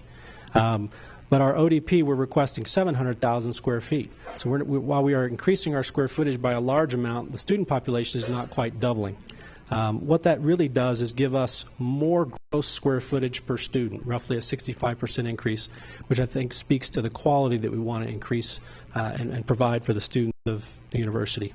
One last item on traffic and parking. Right now we have 524 paved parking spaces on our property, and our ODP gives us a lot more flexibility. We fully intend to provide the parking that is required for our students. At this point, I'd like to introduce Chris Foshing. Chris Foshing is our traffic consultant with Felsberg, Holt, and Ulevig. He'll give a brief presentation and then wrap up for us. Thank you. Thank you, Mr. Dreyfus.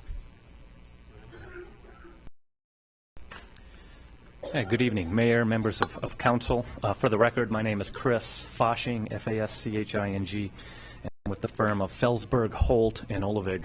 Our office is located at 6300 South Syracuse Way in Centennial 80111.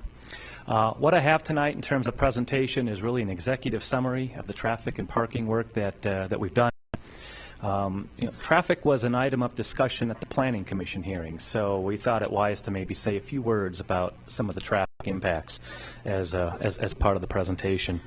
The study that we did looked at the traffic impact of an additional 820 students, students at the university. I mean, today the enrollment's about 980 students, and with time they're hoping to eventually get up to 1,800, so that's an additional 820 students. And through our study and estimating the additional trips associated with 820 students and estimating the directionality of the trips and whatnot, I mean, we can really summarize by saying the impact, the relative impact of these additional trips on the roads is going to be about a 2 to 3% impact. In other words, you could see if they were suddenly to jump to 1,800 students overnight, you'd see about a 2 to 3% increase in traffic along the adjacent streets. So that's kind of a summary version of it. You look at Alameda, and Alameda is going to be able to absorb that, especially when you consider the plan for Alameda is to eventually have it widened. It's eventually going to be a 6-lane road. That's 3 through lanes in each direction. Today there's only 2 lanes in each direction. Another point about Alameda has to do with the main access that Shannon was referring to. And there's a spine road now that would be coming through the campus, much more attractive spine road to serve the university. That intersection is a candidate for signalization in the future. May not happen until they get close to 1,800 students. It might take some time, but that has the potential of being signalized. So those are maybe the main points, the main findings of the study as it relates to Alameda. Let me talk a little bit about Garrison Street. Because we are going to impact Garrison Street as well. But on the other hand, there's a little dynamic there because of the spine road. And if you look at the plan on the screen, you can see that spine road tracks all the way from Alameda up north through the site, along the north side of the site, and kind of back down into Cedar. I mean, that's going to be an attractive way for a lot of folks to get to Alameda. Even for some folks who might be living in the residential area there, northeast of Garrison and Cedar. Westford, I believe that's called. I mean, they may be attracted to that route as well, especially if they're going to Belmar or to destinations to the east. But that's not to say that Garrison works smoothly. And if you've ever been out there in an evening rush hour, 5:15, and maybe you tried to turn on Garrison from Cedar, it's fair to say it's not easily done. I mean, that is a tough thing to do at peak times. And the dynamic that's really happening there has to do with what's going on at Alameda and Garrison and the functionality of that intersection during peak time, because what's going on is the traffic is backing up, and it backs up to Cedar and oftentimes beyond during the peak hours. It's not a CCU-generated item. I mean, CCU is generating minimal trips to that intersection. It's what we call background traffic, all other traffic that's making use of the intersection and the roadway. So with this plan, we think we're able to suck some of the traffic away. We think there's still going to be issues because of other traffic taking place on Garrison. But if Alameda does ever get widened, as I'd mentioned, that could help a little bit, because with a wider Alameda, the city could retime the traffic signal at Alameda and Garrison such that the green light could stay on a little longer for Garrison Street traffic. That's going to help. But I think really what you need to ultimately do to Garrison is look at ways of trying to extend the length of the turn lanes. Southbound Garrison approaching Alameda, the right turn lane is extremely short. The left turn lane is a couple hundred feet, but it too could be lengthened. And so if there's development or redevelopment that takes place in that area, the city should explore that possibility, is my recommendation. And again, CCU is a very small contributor to the operations of that signal, especially with the new plan that's really going to focus a lot of their access onto Alameda. Let me shift over to parking here and talk just a little bit about parking. One of the criterion in the code talks about 1 space per seat, a seat for students. And when you look at the plan and kind of look at how many seats they're considering, it equates to about 1,180 or so, and then some handicap spaces on top of that. I mean, the code would basically say, boy, you should really be planning on 1,200 spaces ultimately at build-out. Well, we didn't stop there. Meeting code's great, but sometimes uses like this can have unique characteristics. So we took another step, and we went out there, and we had people at all these lots, and we literally counted the cars parked in the lots, morning, noon, and night, and afternoon. I mean, 4 times during the day we thought, we could have a peak time. What we found when we were doing these counts is that the peak time of parking occurs at around noon, and the day we counted, in that noontime period, we counted a little over 600 cars that were parked for CCU uses. And that's not just in their lots, but there were some over in Mile High, there were some on the street, and we made some estimates as to how many do we think are associated with CCU. We try to be a little conservative. So a little over 600.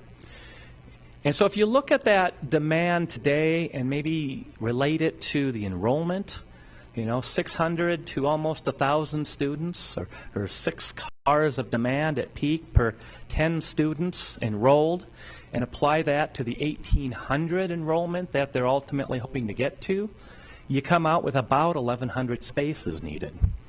And I said, well, code would say maybe 1,200. So that begins to say, hey, code's kind of on the right track. And so if we're going to be able to meet code, we should be fine for this particular use. So what's going to be critical is as pieces of this come online, that there's enough parking for each piece or each phase. And I'm confident that your staff will be able to make sure that happens. So with that, I'm going to conclude, and that concludes the applicant's presentation at this point. Thank you. Thank you. All right, on to staff presentation. Andrea, still okay? All right.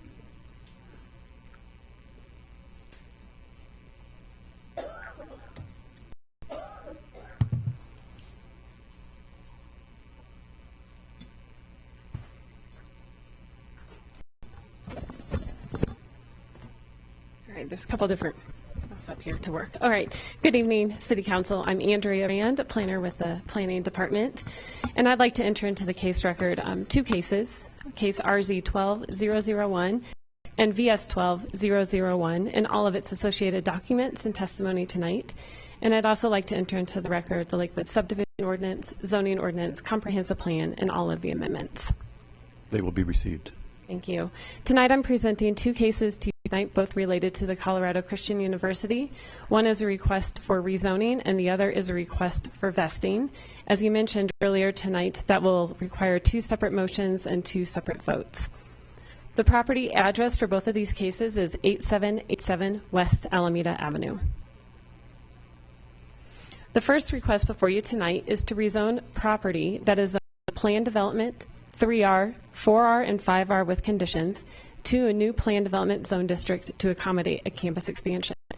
As it was explained to you earlier this evening by Mr. Armstrong, the Colorado Christian University has maximized the amount of area that they have been allowed to build in their current zone district. So in order for them to grow even 1 square foot of building space, they have to go through a public process to rezone. In doing that, they've looked comprehensively at their future needs, and they've acquired some adjacent properties. So their current campus today is 24 acres, and the proposal for you tonight is a total of 34 acres. The second request to you tonight is to vest the property development rights for 25 years. If you approve that, then the city would enter into a development agreement with Colorado University.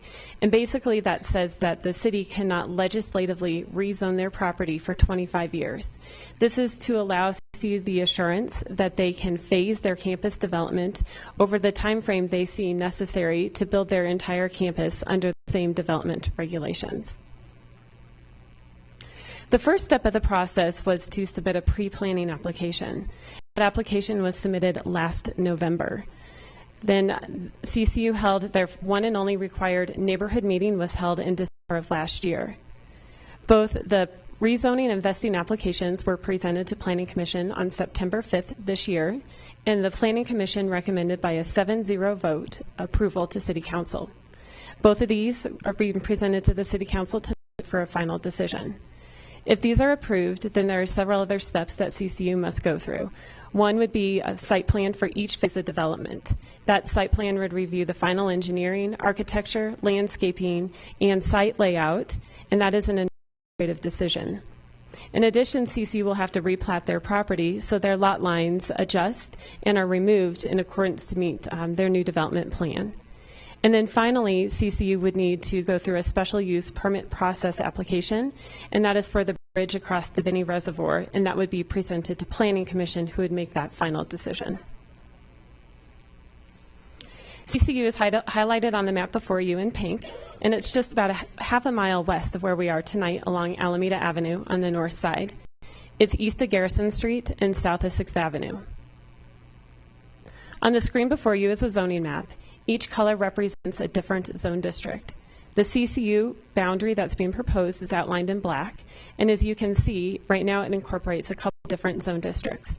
The current college is in the pink, represented by the Rockmont College Plan Development Zone District, and then there's also 3R, 4R, and 5R properties within this rezoning proposal boundary. Again, on the screen before you, the CCU boundary is outlined in black. The current campus is outlined by this light pink. The 10 adjacent duplex units that they've acquired are in yellow. 4 existing multifamily buildings that are currently used for housing are zoned 4R and 5R. And they have also included a church at the corner of Cody and Alameda as part of this rezoning application.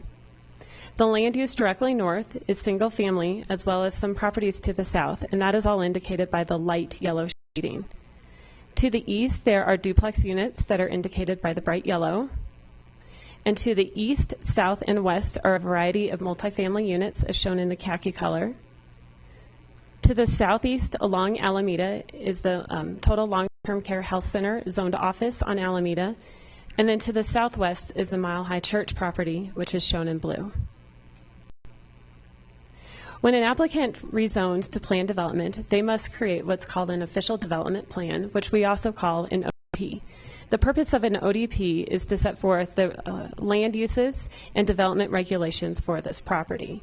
For larger sites, we often divide an ODP into several planning areas, and that purpose is so they can contextually identify the appropriate land uses and development standards across this larger site.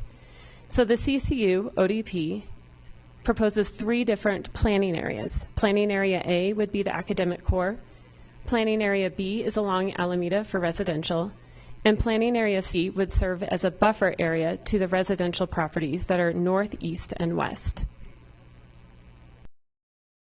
The screen before you highlights some of the key development standards that are proposed in the official development plan, and it compares it to the existing plan development for the campus.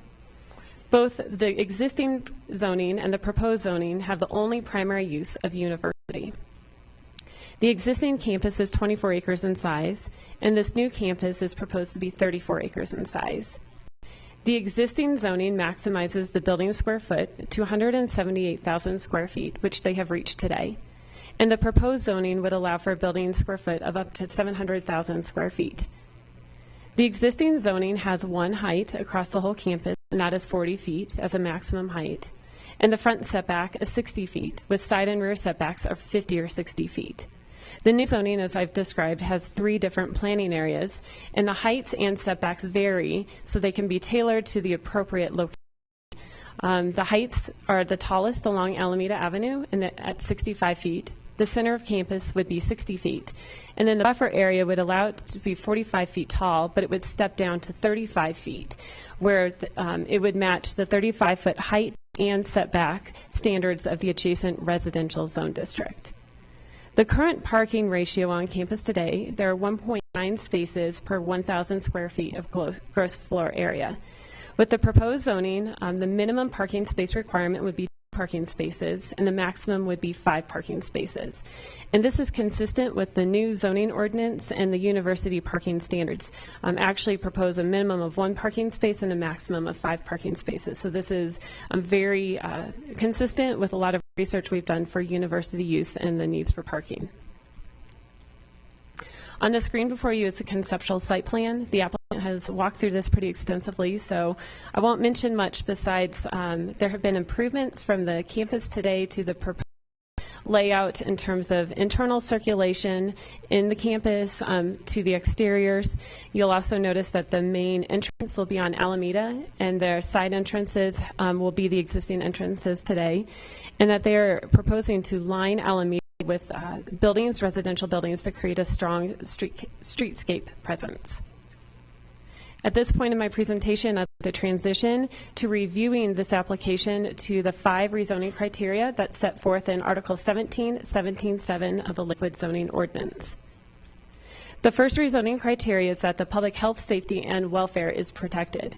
As part of a rezoning application, we require a variety of engineering and planning documents to review. And the purpose of these documents is to ensure that what the applicant is proposing complies with the different adopted regulations we have in place to protect the health, safety, and welfare of the community. All of these documents have been found acceptable for approval. In addition to the Lakewood zoning ordinance, Article 21 is the Alameda Overlay Zone District, and the current CCU property is within the Alameda Overlay Zone District.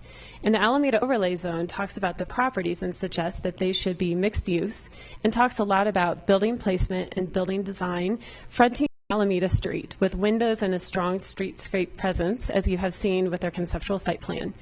It also suggests that the open space requirement should be 25% open space, which is the minimum requirement in their proposed official development plan. In addition, the Alameda Overlays District suggests that there should be a bulk plane setback to any residential properties, as you can see in the diagram on the bottom of this picture.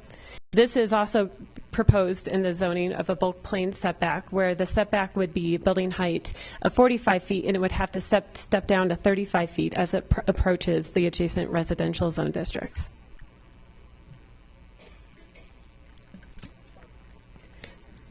The second criteria for review is that for any new development, that it is compatible with the surrounding neighborhood. To look at this a little bit closer, I've overlaid the conceptual site plan with an aerial photo of the surrounding neighborhoods. You can see that how the proposed buildings would relate to the adjacent neighborhood, and that the majority of campus is hugging as far south as possible on this campus. The main entrance would be along Alameda Avenue, and then there would be other entrances to connect from Cedar Drive to Garrison, across the Mile High Church property, into Cody, where those entrances already exist today. As I mentioned earlier, there are 3 different planning areas: Planning Area A, B, and C, which separates land uses and development standards, so it would also fit appropriately within the neighborhood. On the screen before you are some numbers, and that represents the heights that are allowed for the adjacent uses. To the north, the residential property maximum height is 35 feet. To the southwest, the top point of the Mile High Church property is 60 feet. And to the southeast, the zoning permits 50-foot and 60-foot tall buildings along Alameda Avenue. The numbers in blue on the screen represent the proposed maximum heights with the CCU ODP. Along Alameda, the maximum height would be 65 feet. In the center of campus, the maximum height would be 60 feet. And then on the buffer zone area C, it would be 45 feet, stepping down to 35 feet to match the adjacent residential zone districts. Another part of the second review criteria is that for any redevelopment, that it is an improvement to the area. Staff strongly believes that this would be an improvement to the area from the current campus. While the current campus is well maintained today, there is not, there could be some areas of improvement in terms of circulation and just the academic presence. Right now, most buildings in the academic core are on wheels and are temporary buildings, and so they do not buffer noise and sound and vibrations very well. So with this redevelopment, they obviously would be building permanent structures, which would look nicer, but then also buffer the noise and vibrations, which create a nuisance today to the neighborhood. In addition, through redevelopment, there would be improved internal circulation and also better improved emergency vehicle access to the site. And in addition, on-site parking options would be improved. The third criteria to review for rezoning is that any natural characteristics on the site be maintained and preserved. There's a significant natural characteristic on the site, and that's the Devaney Reservoir, which acts as a regional detention pond. In addition, there's a floodplain and floodway that divides the campus in half, running from the southwest to the northeast. The applicant proposes to maintain the utility of this reservoir and enhance it with pedestrian trails around it, and possibly a pedestrian bridge across this reservoir. The fourth review criteria is that the applicant follow the elements of the performance-based review process. The purpose of the performance-based review is that the applicant have a meaningful dialogue between the community and other interested parties. In addition, staff refers the application out to outside agencies for comment. We received no letters of objections from all the outside agencies that would serve this property. In addition, for all the two required neighborhood meetings for Planning Commission and for City Council. There are the same requirements and that CCU has met. That is that all the owners and tenants within 500 feet receive notice. For each of those, that was a little over 600 letters that were mailed. In addition, any registered organization within 1,000 feet of their rezoning boundary received notice. There are 7 different registered organizations within 1,000 feet. Each of them are different colors on the map before you. In addition, for each of these meetings we had, they were posted in the Friday report. It was posted in City Hall. We published in the newspaper, and it was on our website. So staff has been very available throughout the year, and this has been a very transparent process. The one required neighborhood meeting was held December 15th, and there were 53 folks in attendance. CCU held a second meeting as a follow-up to provide an update to the community and to show them what they had changed in result from that December meeting. 3 areas of feedback that we received related to building location, traffic, and off-campus living. In general, the public participation has been fairly positive. We've received actually not a ton of public participation in this stuff, and at both of the meetings, it's been fairly positive. There were some questions, a little bit of comments of concern, but no strong objection was voiced throughout the process. I think I met with 2 different individuals to review the case in the last year. The last week, especially the last few days, has been a little bit different. We have received quite a bit of interest in this case in the last few days, and this has been fairly new for the case. A lot of comments coming through has been fairly new as well. I think a lot of those emails have been forwarded to you tonight and were presented for you on the table, and they are also included as part of the public record. The first concern that we heard at our public outreach meetings related to building location, specifically the location of the event center. The Event Center is the building that's located closest right now to the neighborhood to the north. It's about 60 feet away from the neighborhood to the north. And there have been ongoing complaints about the location of it because it's a temporary building. So it does not buffer noise and vibrations well. I don't think it's well ventilated, so oftentimes the doors are left open. And so naturally the neighborhood would hear these events as they occur. This would be fixed through the rezoning and obviously rebuilding of the event center into a temporary structure that would appropriately buffer the sound and noise. In addition, CCU has relocated the event center that I think the applicant mentioned would be about 300 feet away from the north property line. And it would also be directly located, outlined in yellow, to and from the Alameda entrance. So hopefully the main traffic would be generated along Alameda Avenue to this event center. The second comment we heard related to traffic. On the screen before you'll see 2 bar charts. The bar on the left represents Alameda Avenue, and the bar on the right is Garrison Street. The top of those bars represent the maximum capacity that these streets were built to hold, and the blue areas represent the capacity that these roads are functioning at today. So both of them are around half of their capacity that they can handle. In the middle of each of those bars, you'll see a small yellow line, and that represents CCU's impact to Alameda and Garrison Street with traffic. As the traffic engineer mentioned, the increase of traffic from the rezoning up to 1,800 students would increase the vehicle trips on each street segment of 2 to 3% on these roads. And so I think he used the term background traffic. It's not CCU does not provide the significant traffic to Alameda or Garrison Avenue. And then another comment we heard related to access. We heard very clearly that the neighbors do not want direct access to Bayard Avenue. And to ensure this happens, we put language in the ODP that would restrict access to Bayard Avenue. You can see the screen before you that a yellow arrow indicates their primary entrance, which would be to Alameda. And then the other entrances that exist today are shown in orange. One comment that I heard that was not voiced at any of the neighborhood meetings, but through a couple of phone calls to staff, related to students living in single-family and duplex units in the surrounding neighborhood. And the neighborhood was concerned with the definition. They went through a pretty lengthy process. Some of you might have been around in 2003 to change the City of Lakewood definition of household and how many unrelated individuals can live in a household, and maximizing that to a number of 5 individuals. There's no change to that definition and no change to that regulation in those efforts that were made by the surrounding neighbors in 2003. Another part of the performance-based review is that we work with outside agencies. As I mentioned, Denny Reservoir is a significant natural feature on the site. It is in the floodplain and floodway, and staff and CCU has met several times with urban drainage to work through just the details of the engineering for the site. Urban drainage has given us a stamp of approval to forward with the preliminary plans, and they will be a referral agency for all of the final engineering documents for each phase of development that involves anything related to the floodplain and floodway. And the fifth review criteria relates to the comprehensive plan, and the goals of the comprehensive plan are met. This is a pretty extensive document, and it's more detailed in my staff report. I believe it's the last attachment, probably attachment J.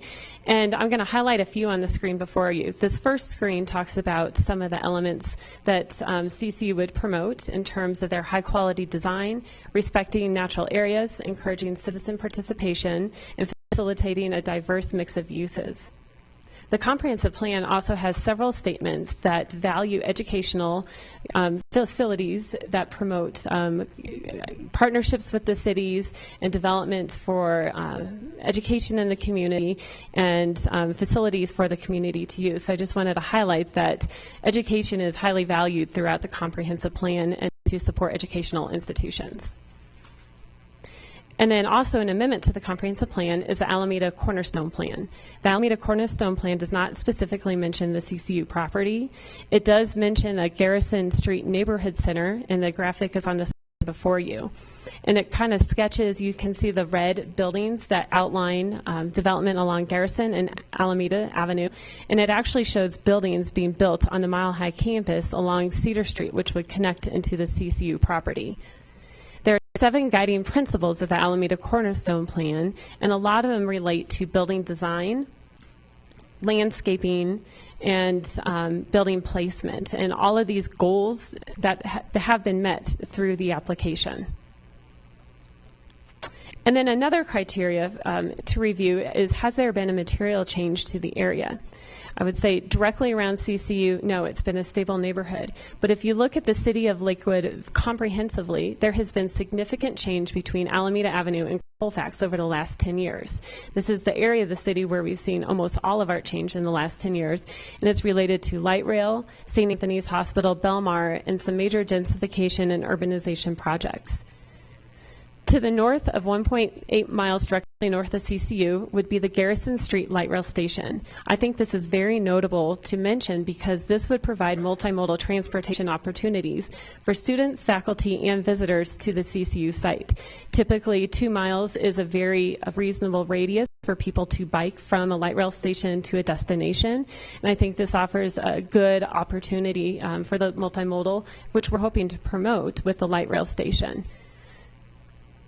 Also to the west, 1.7 miles, is the Federal Center Light Rail Station, which again offers a multimodal transportation opportunity for CCU visitors and students, in addition to the densification of St. Anthony's Hospital. And then a half a mile west, east of CCU has been the development of the Lakewood City Center and Belmar in the last 10 years. So there have been some very major changes surrounding CCU in the last 10 years. With that, staff believes that the applicant has met all of the criteria for the rezoning application. To touch on vesting, vesting is regulated by Article 18 of the Lakewood Zoning Ordinance. It gives 3 review criteria, and it's based on the size and phasing, economic factors, and market conditions. CCU is asking to vest their development rights for 25 years. Just to give you kind of a reference, so other development projects that have vested in the city of Lakewood, the Solterra Center West, the Federal Center, and St. Anthony's Hospital have all also vested for 25 years. I also want to briefly recap the Planning Commission meeting. At the Planning Commission meeting, one person spoke in opposition. It was an attorney representing we don't know who in opposition, but they voiced some comments of concern. And in addition, they met with staff and voiced some concern and also asked for some changes to be made to the official development plan.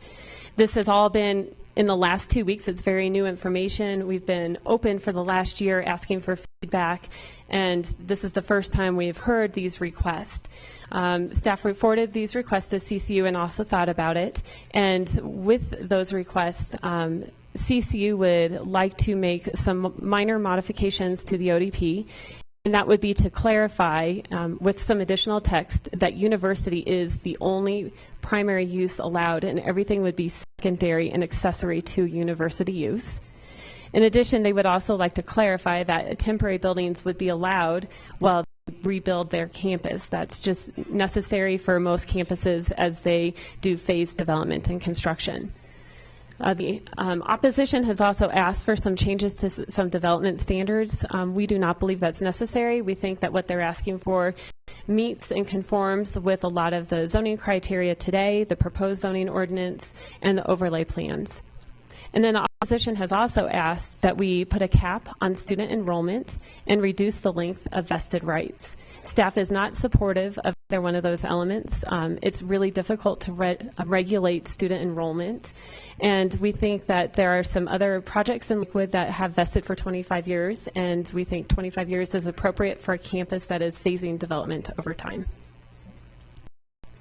So with that, Planning Commission has recommended approval, and staff recommends approval to the Lakewood City Council for both rezoning case RD-12001 and vesting case VS-12001, and staff will be available to answer any questions that you may have. Thank you, Andrea. Thank you. All right, I will now open the public comment portion of this proceeding tonight. A lot of folks have signed up on the roster, and I have a lot of pages here.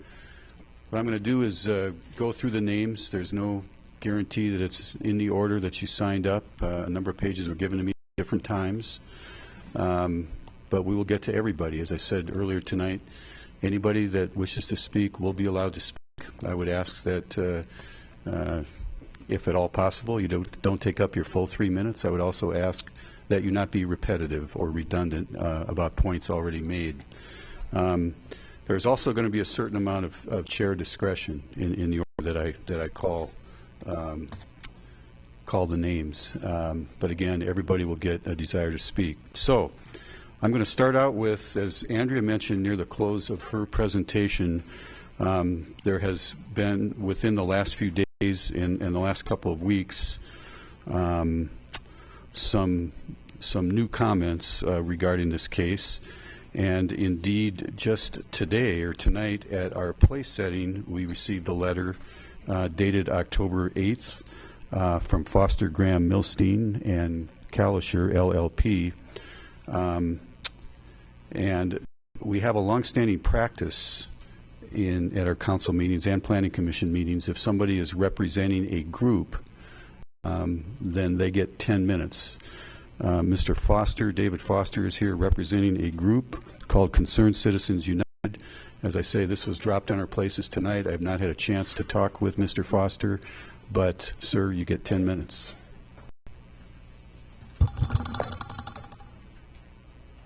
Mr. Mayor, members of City Council, first thing I will tell you is I will do my best not to use 10 minutes because I was anticipating closer to 3.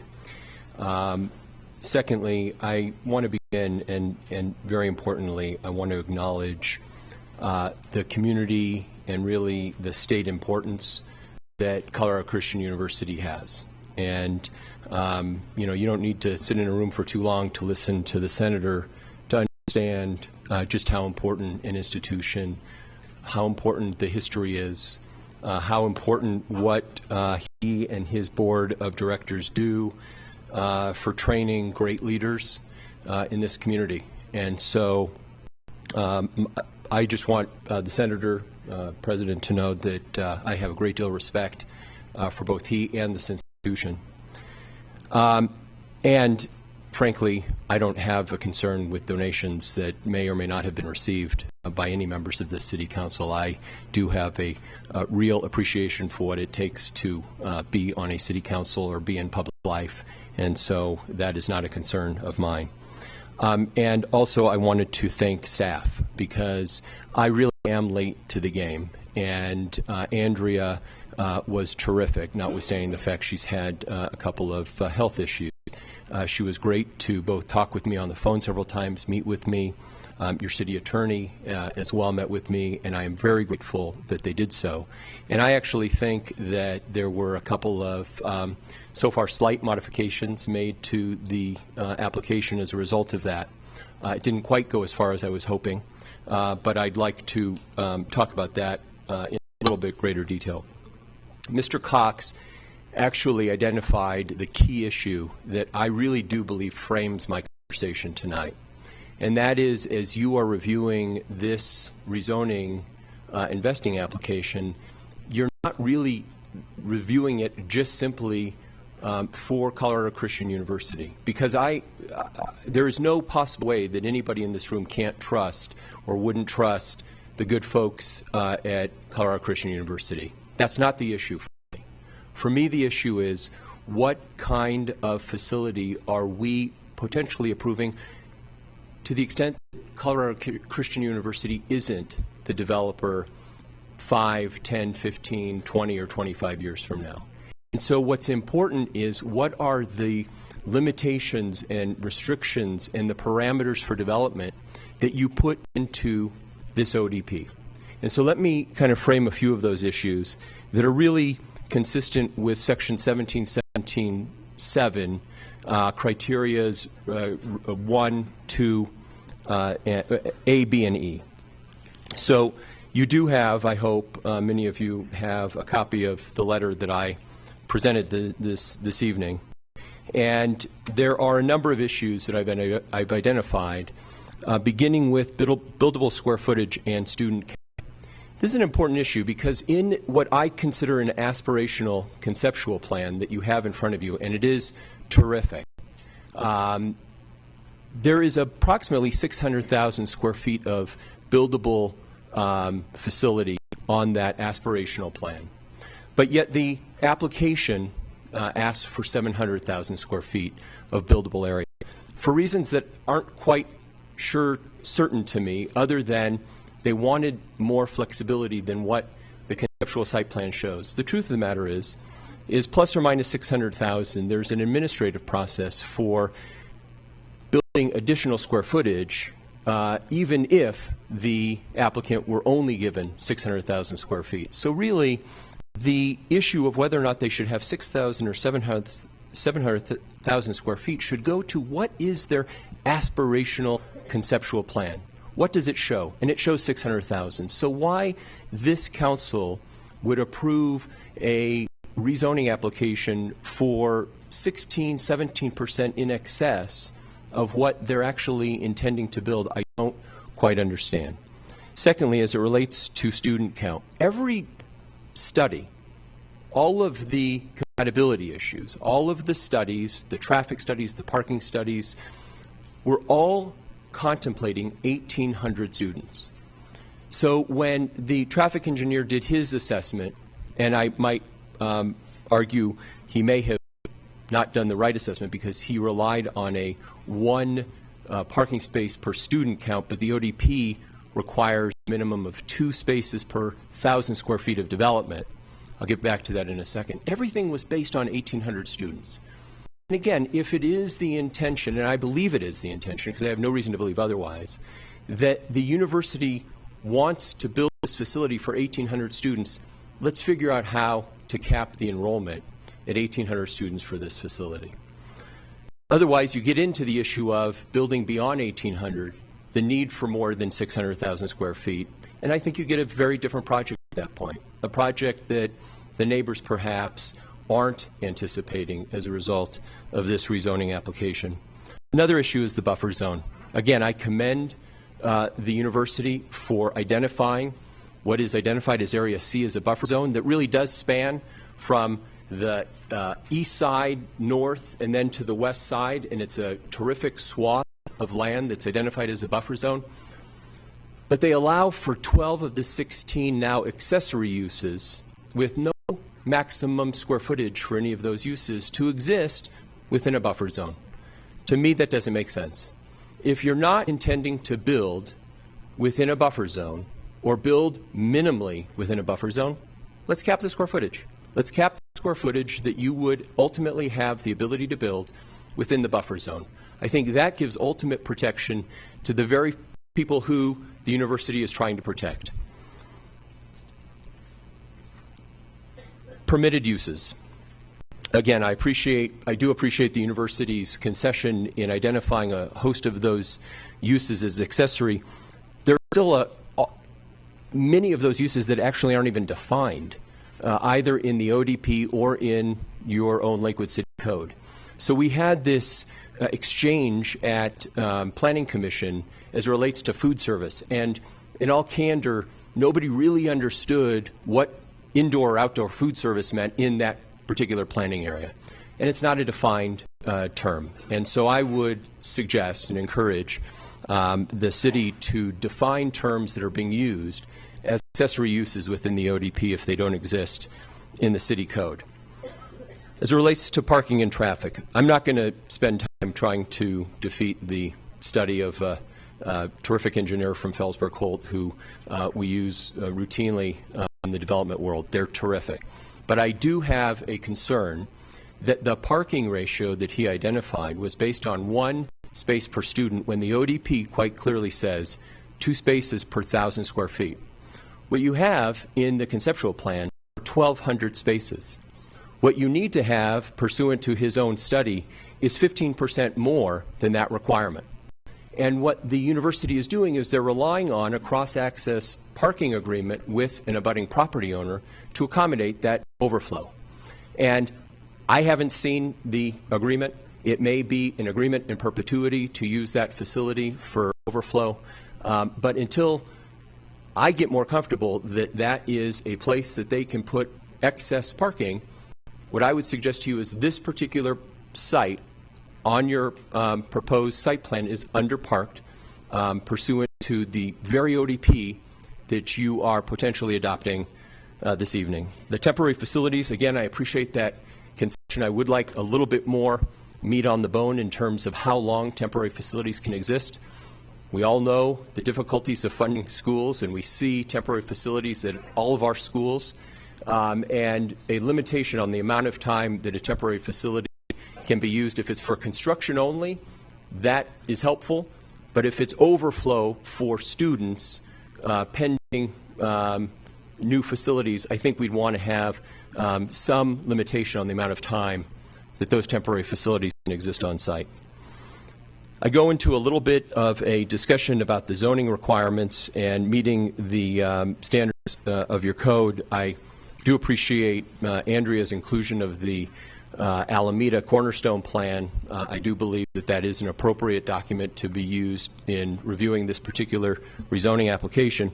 And so I leave you really with the 5 questions that I proposed in the first page of my letter. And that is, why is the applicant seeking approval for 700,000 square feet of gross buildable area when the proposed conceptual plan that is aspirational utilizes 600,000 square feet? Should the City Council approve a rezoning application in an ODP that is patently deficient in parking by the applicant's own study?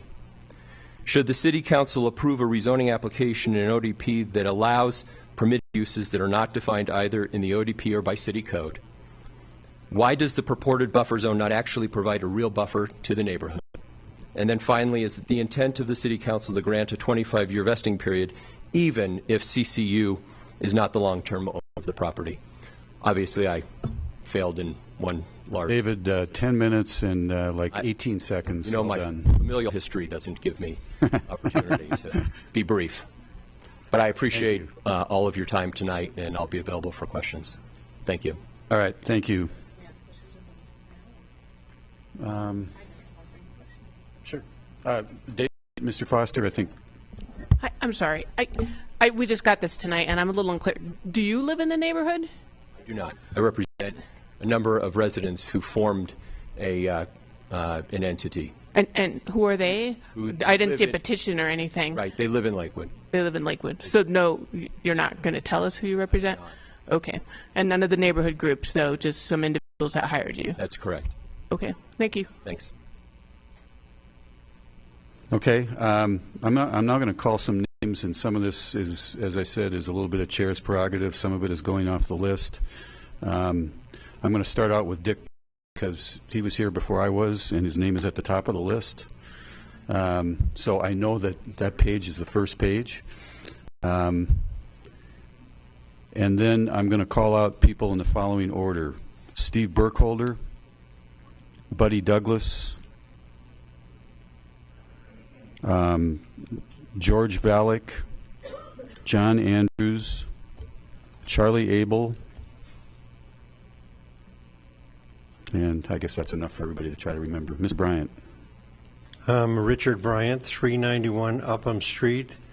I had a long speech, but I'll just say I agree with the Planning Commission and ask you to vote as they have recommended. Thank you. That might be the longest speech I've ever heard you give. Steve Burkholder.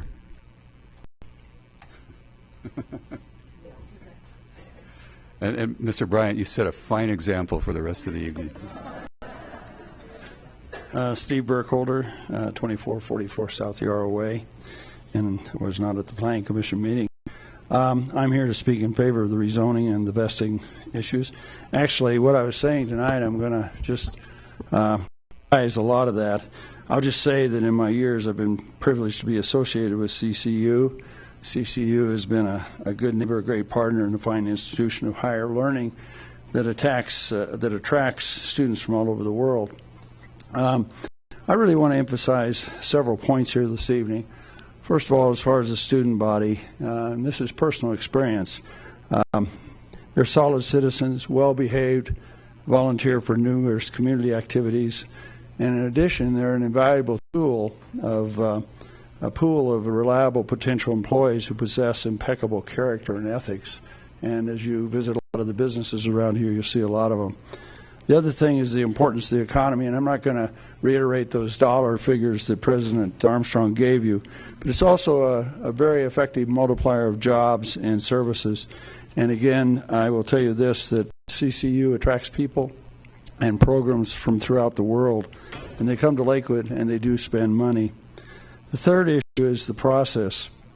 And, you know, it kind of bothers me that this has been a process going on for over a year now, and CCU went beyond the effort of what the city requires in conducting public process meetings, holding community meetings, and yet here we all of a sudden have these last-minute questions come up at the last second. And I would just say this, that I have a lot of faith in what our staff does. I have a lot of faith in what I know council does in reading what is given to them. I have a lot of faith in the community. But there's been over a year of your opportunity and the community's opportunity to look at the pros and cons of this issue.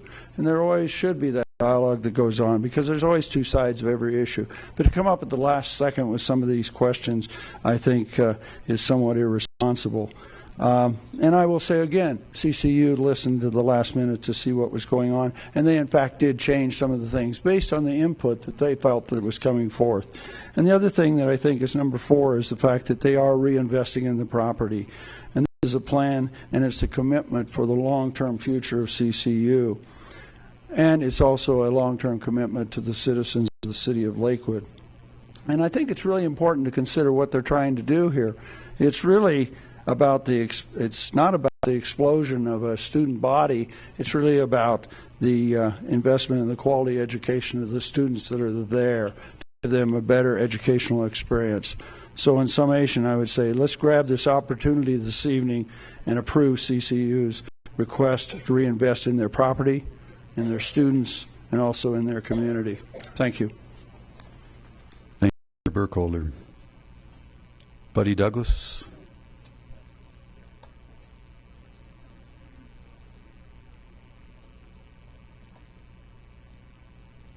Good evening. My name's Buddy Douglas. I live at 14210 West Exposition Drive. I've been a Lakewood resident for 25 years, and for the last 14, I drive by the CCU campus on my way to work and on my way home, so I know the campus well. I'm here in my capacity as chairman of the Jefferson County Economic Development Corporation, and I want to tell you that that we do support the application CCU's application for zone change and vesting. I think it's very important that the city support this organization. It is a wonderful organization. They have a great reputation, and I've heard nothing negative, even tonight with some of the questions that are raised. You hear nothing but good things about this organization. I'm very proud that they're in our community. So, thank you very much. Thank you, Mr. Douglas. George Valek, followed by John Andrews, followed by Charlie Abel, followed by Kathleen Curtis.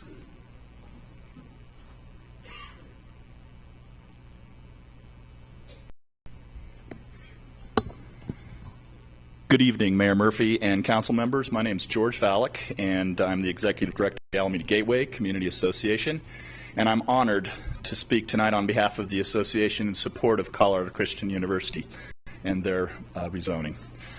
Over the past 15 years, we've witnessed many significant developments in Lakewood, milestones and investments that have contributed to the growth of our community. The City Center and Lakewood City Commons in 2000, the demoling of Villa Italia and the opening of Lakewood's new downtown, Belmar, in 2004, the superb Solterra community breaking ground in 2006, St. Anthony Hospital opening in 2011, and light rail coming in April of 2013. All of these are significant markers in our history that have contributed to our well-deserved status of All-America City. The upcoming expansion of CCU deserves its place on that list. What we're looking at tonight is a plan that first and foremost was brought forward with thoughtful purpose, seeking meaningful community input from the start. I cannot stress that enough. Each community meeting challenged the residents and the university with cooperation of purpose in fulfilling the needs of CCU and respecting the surrounding neighborhoods and people who live there. The physical plan itself reminds me of a mini Ivy League campus. It's that spectacular. Kudos to Andrea Rand and the city team for managing a truly first-class process. The importance of this expansion cannot be overstated. This is a significant investment in our community. From an economic standpoint, CCU's expansion will provide construction jobs at the front end and throughout the long years, long-term employment for additional faculty and staff, a significant boost in enrollment, all these benefiting local businesses. The ongoing efforts by CCU administration to craft a world-class curriculum is highlighted by the addition of the new healthcare administration major coming in on the spring of 2013, which will meet a drastically increasing need as jobs for medical health and service managers are expected to grow by 22% from 2010 to 2020. And I know that the record enrollment of 1,000 freshmen this year speaks to the quality of the institution and the high academic achievement of those students. The culture and social value of the university brings to the community in terms of special events, community involvement, internships, and vibrancy that college students and faculty bring is worth mentioning as well. CCU's heritage, as Bill mentioned, dates back to 1914, almost 100 years of higher education service. I think that says it all right there. CCU has established itself as a valued community partner. We welcome and warmly support their investment in Lakewood. We are honored by their commitment to Lakewood, and we ask that you approve this rezoning and vesting. Thank you for allowing me to speak tonight. Thank you, Mr. Valek. Mr. Andrews? Mr. Mayor, your permission, may I yield my time to CCU student leader Aaron Shoemaker? That would be fine. If we're yielding 3 minutes, Mr. Andrews, that would be great.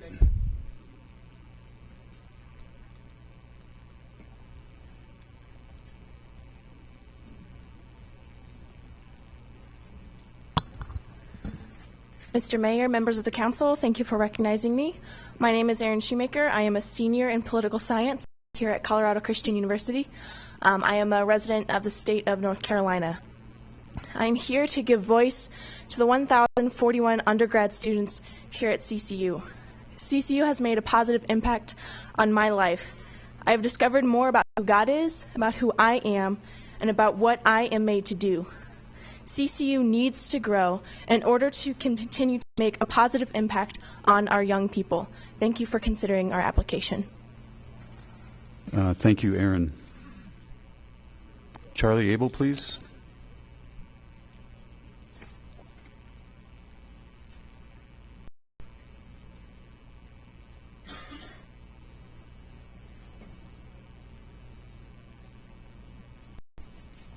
Good evening. I appreciate that your predecessors made it possible for the citizens of this community to speak to the issues involved in rezoning issues. I'll not comment on the merits of this case tonight. Instead, I'll leave that to those neighbors most directly affected by the CCU proposal.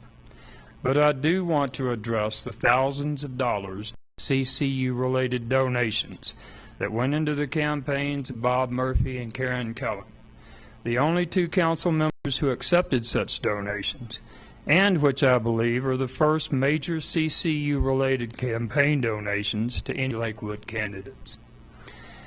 Lakewood has shunned Colorado's limitations on the amount and sources of campaign contributions, permitting donations from people doing business with the city, as well as from developers and their lawyers or others with land use cases pending or planned in the city. That has created an ethical desert in our campaign landscape. And your own code of the council behavior declares that you need not recuse yourself from such cases, no matter how much money you've raked in. In the case of CCU, that means thousands to the mayor and Mrs. Kellen. By the way, Ms. Kellen, nearly $1 in every $5 you received came from CCU. And Mayor, the amount you mentioned earlier didn't include the amount of money sent your way by Mr. Raganetti's law firm and others involved in that law firm. And why did CCU folks donate? Not likely because CCU's very conservative leadership embraces your liberal new urbanist agendas. No, sir, not likely. So what could have been the motivation for those contributions? It doesn't take a genius to figure that out. And it doesn't take a genius to realize that it is not enough to disclaim a conflict of interest. One also should avoid the appearance of a conflict of interest. You two failed to do that when you accepted their money, no matter which way you vote tonight. Thank you. Thank you, Mr. Abel. Kathleen Curtis, followed by Doug Wells, followed by Giote DeVerney.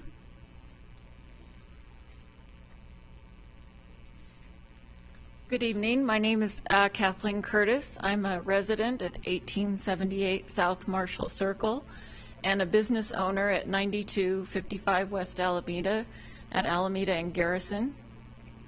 The business has been there for over 30 years and has enjoyed a relationship with Colorado Christian University.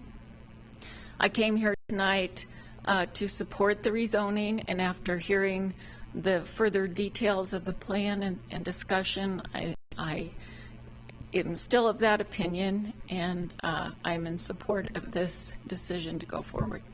Thank you. Thanks, Kathleen. Mr. Wells? Oh, there you are.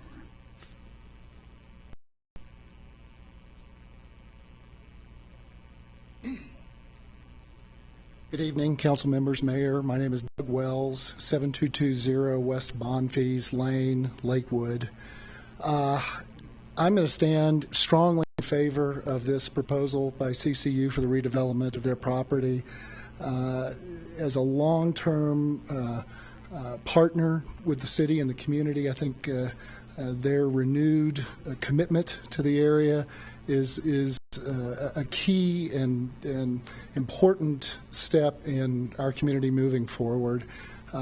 This is just really a very positive proposal, and I stand as a resident in favor of it. Thank you. Giote DeVerney, please. Indicated a desire to speak. Okay, let's go to, let's see, Ron Reck supports it but did not want to speak. Dick Bryant has spoken. Joe Bryant, did you wish to speak?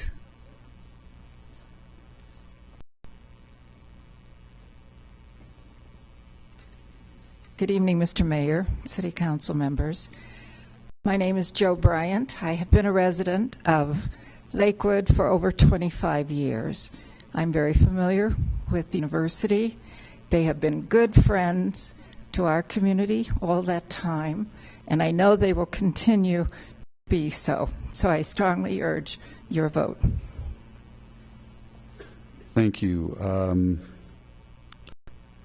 Dan Westerman supports the application but does not wish to speak. Kathleen Lacrone supports the application but does not wish to speak. Patty Eisen supports the application but does not wish to speak. Jeanette Buzel, again, supports the application, does not wish to speak. Kathy Brandos supports the application, does not wish to speak. Same for Carrie Blykamp, supports, does not wish to speak. Gail Gunderson, did you wish to speak? It was unclear. All right. Gail Gunderson supports, does not wish to speak.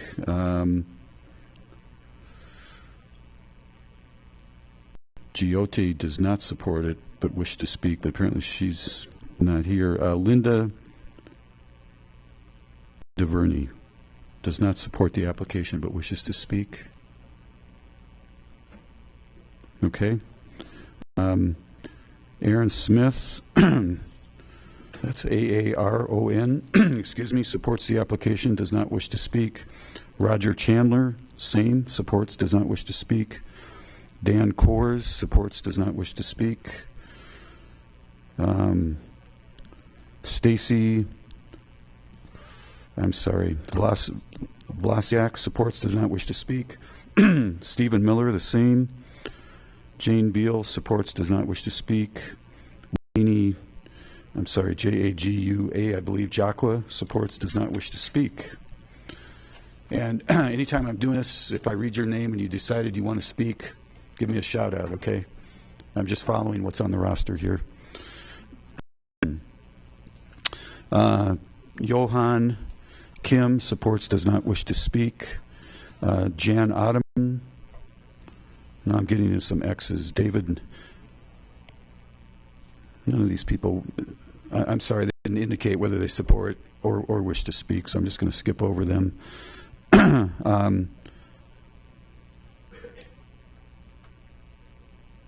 Claude Lee supports, does not wish to speak. William Saxby, the same. Patricia Saxby supports, does not wish to speak. Charles King supports, does not wish to speak. Janine King supports, does not wish to speak. Christy Kirchner, the same. And John Aldridge supports but not wish to speak. Greg Schiller, the same. Rachel Shaw, the same. Shawley. June Walters, the same. Supports, does not wish to speak. Will Cattell. Joe Walters, I believe. Ron Benton supports, does not wish to speak. Matt Gothard, the same. Rick Garris, the same. Kaylin Fote supports, does not wish to speak. Lee Brooks and Karen Brooks supports, do not wish to speak. Okay so far? I have to do this. All right.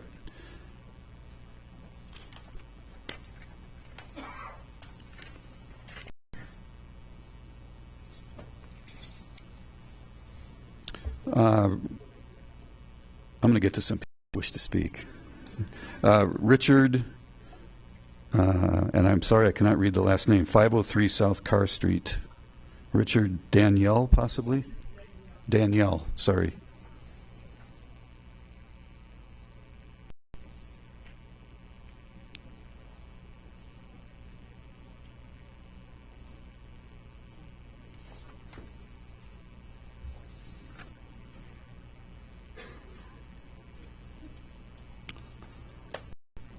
Mr. Danielle, while you're on your way down,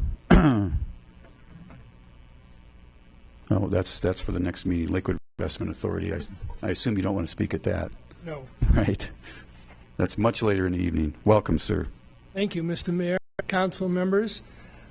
Until I received this notice on my door last night, tell City Council no, I didn't really know much about this.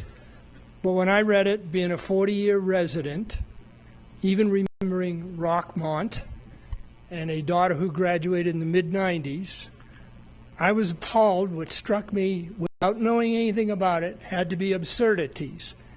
And for the most part, discussions tonight have indicated that this item, which I know some of you have because I saw you in line when I had mine, that the numbers used in this are pretty much a factor of 10 higher than the reality that was presented tonight.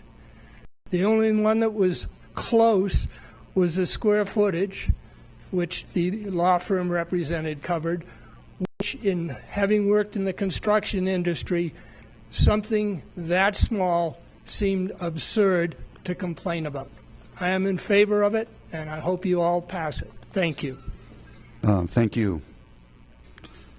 I've just been passed a housekeeping note here that that anybody that came up through the Cultural Center elevator, that elevator closed at 9 p.m., but there are alternative routes, including the elevator right here to the parking garage as well as some stairs. So that's what it says.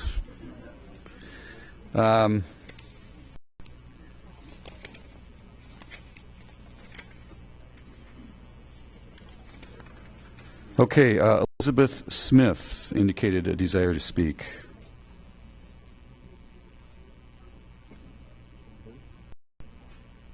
And I'm sorry, that's my fault for not calling the name out in advance. Next, two folks who have indicated a desire to speak are Charles and Mary Patrikoff. No, Ms. Smith? No? All right, Charles Patrikoff, 6792 West 3rd Avenue? No? Supports, does not did indicate a desire to speak. Elizabeth Smith supports, wanted to speak. Okay, Mary Patrikoff supports, wanted to speak. All right.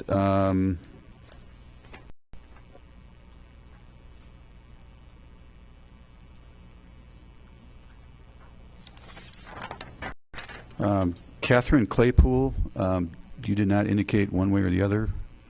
Do you wish to speak? All right, come on. My mistake, you did say yes. My fault. And there weren't enough of them.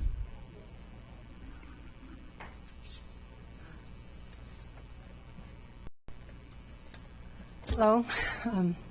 My name is Catherine Claypool. I live over on Bayard Street, 8775 West Bayard. Some of you may know me from some of my emails regarding my problems with CCU. This mainly involves noise at all hours, day and night, coming from their event center, which is directly across the street from me.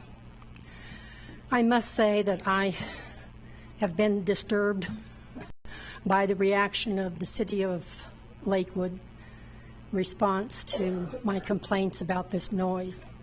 The noise has been so loud that the windows in my house have been shaking.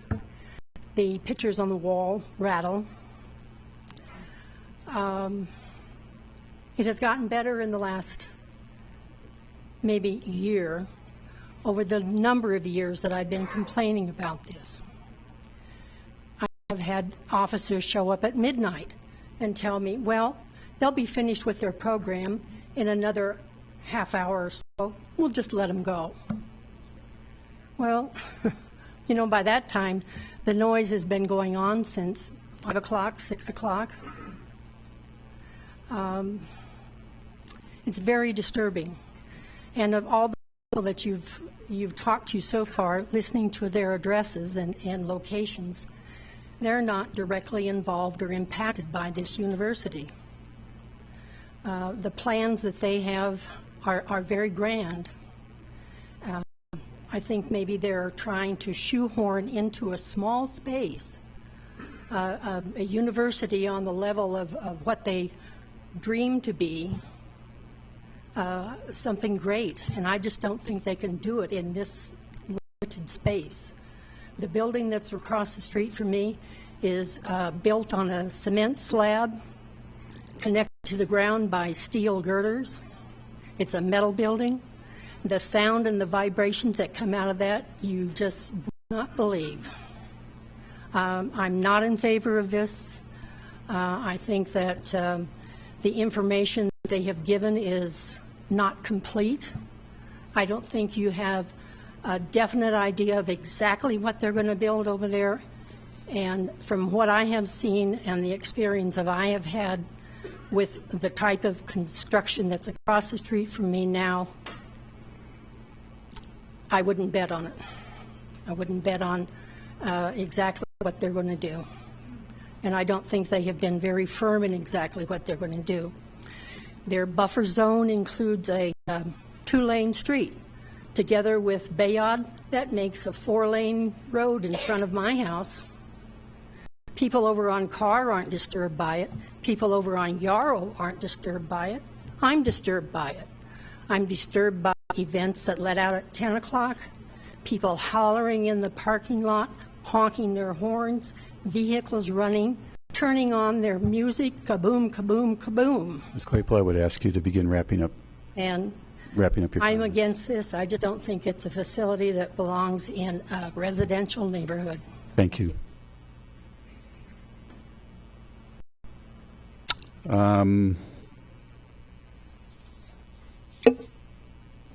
Let's see, John Aldridge Jr. supports, does not wish to speak. Greg Schiller supports. Some of these folks signed up a couple times on the 2 different items. Jane Walters supports, does not wish to speak. Will Cattell, the same. Joe Walters, the same. How about...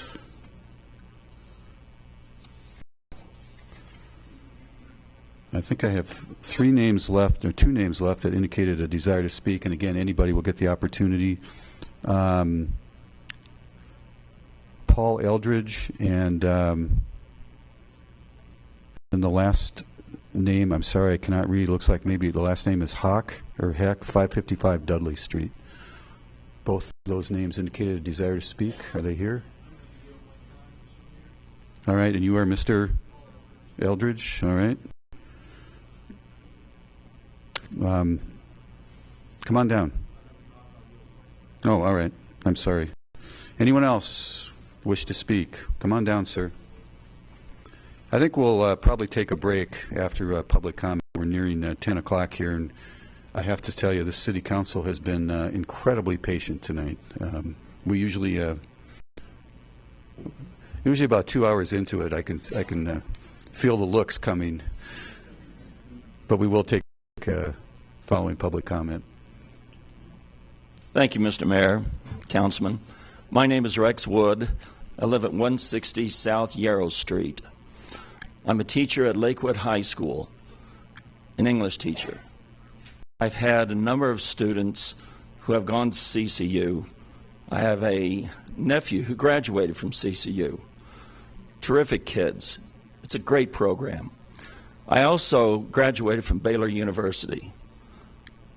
And I can tell you that at Baylor, the idea is if you build it, they will come. And it sounds like that's what's happening here. And I think that's great. But I share the last speaker's concern about it being a small space and a big idea. I'm concerned about if it's going to be adequate enough. I believe that that the university will grow tremendously more than maybe what we expect. I also got a master's degree from George Mason University in Fairfax County, Virginia. It is an urban university. It is surrounded by residential. It's jammed in, and they do have their problems there. So I would ask that you keep that in mind as you consider consider this rezoning. Those problems are not small. Thank you. Thank you, Mr. Wood. Anyone else? Sir, come on down. Anyone else? All right, with that, we will After you, sir, we'll wrap up public comment. We'll take a short break. Thank you. Welcome. My name is Will Kotwitz. I live at 1425 South Hoyt Street, Lakewood. I lived adjacent to CCU for 11 years and have known and continue to know many of the students that go there. And in all those years, we never had a problem. You go out the backyard gate of our house and you were on campus. And I would venture that you would travel millions of miles before you would find a set of students that's equal to the students at CCU. They're absolutely awesome. Thanks. All right. Thank you. Does council wish a break right now, or do you just want to keep going? All right, take a break. When we come back, there will be a lot of questions, and they will be answered by really anybody of whom they're asked, and those folks may include some of our staff members. They may include some representatives of CCU. So that's just how the process will work from here on out. So it's 9:55. We're going to aim for 10 minutes. We'll aim for 10:05 to reconvene. We are recessed. Thank you.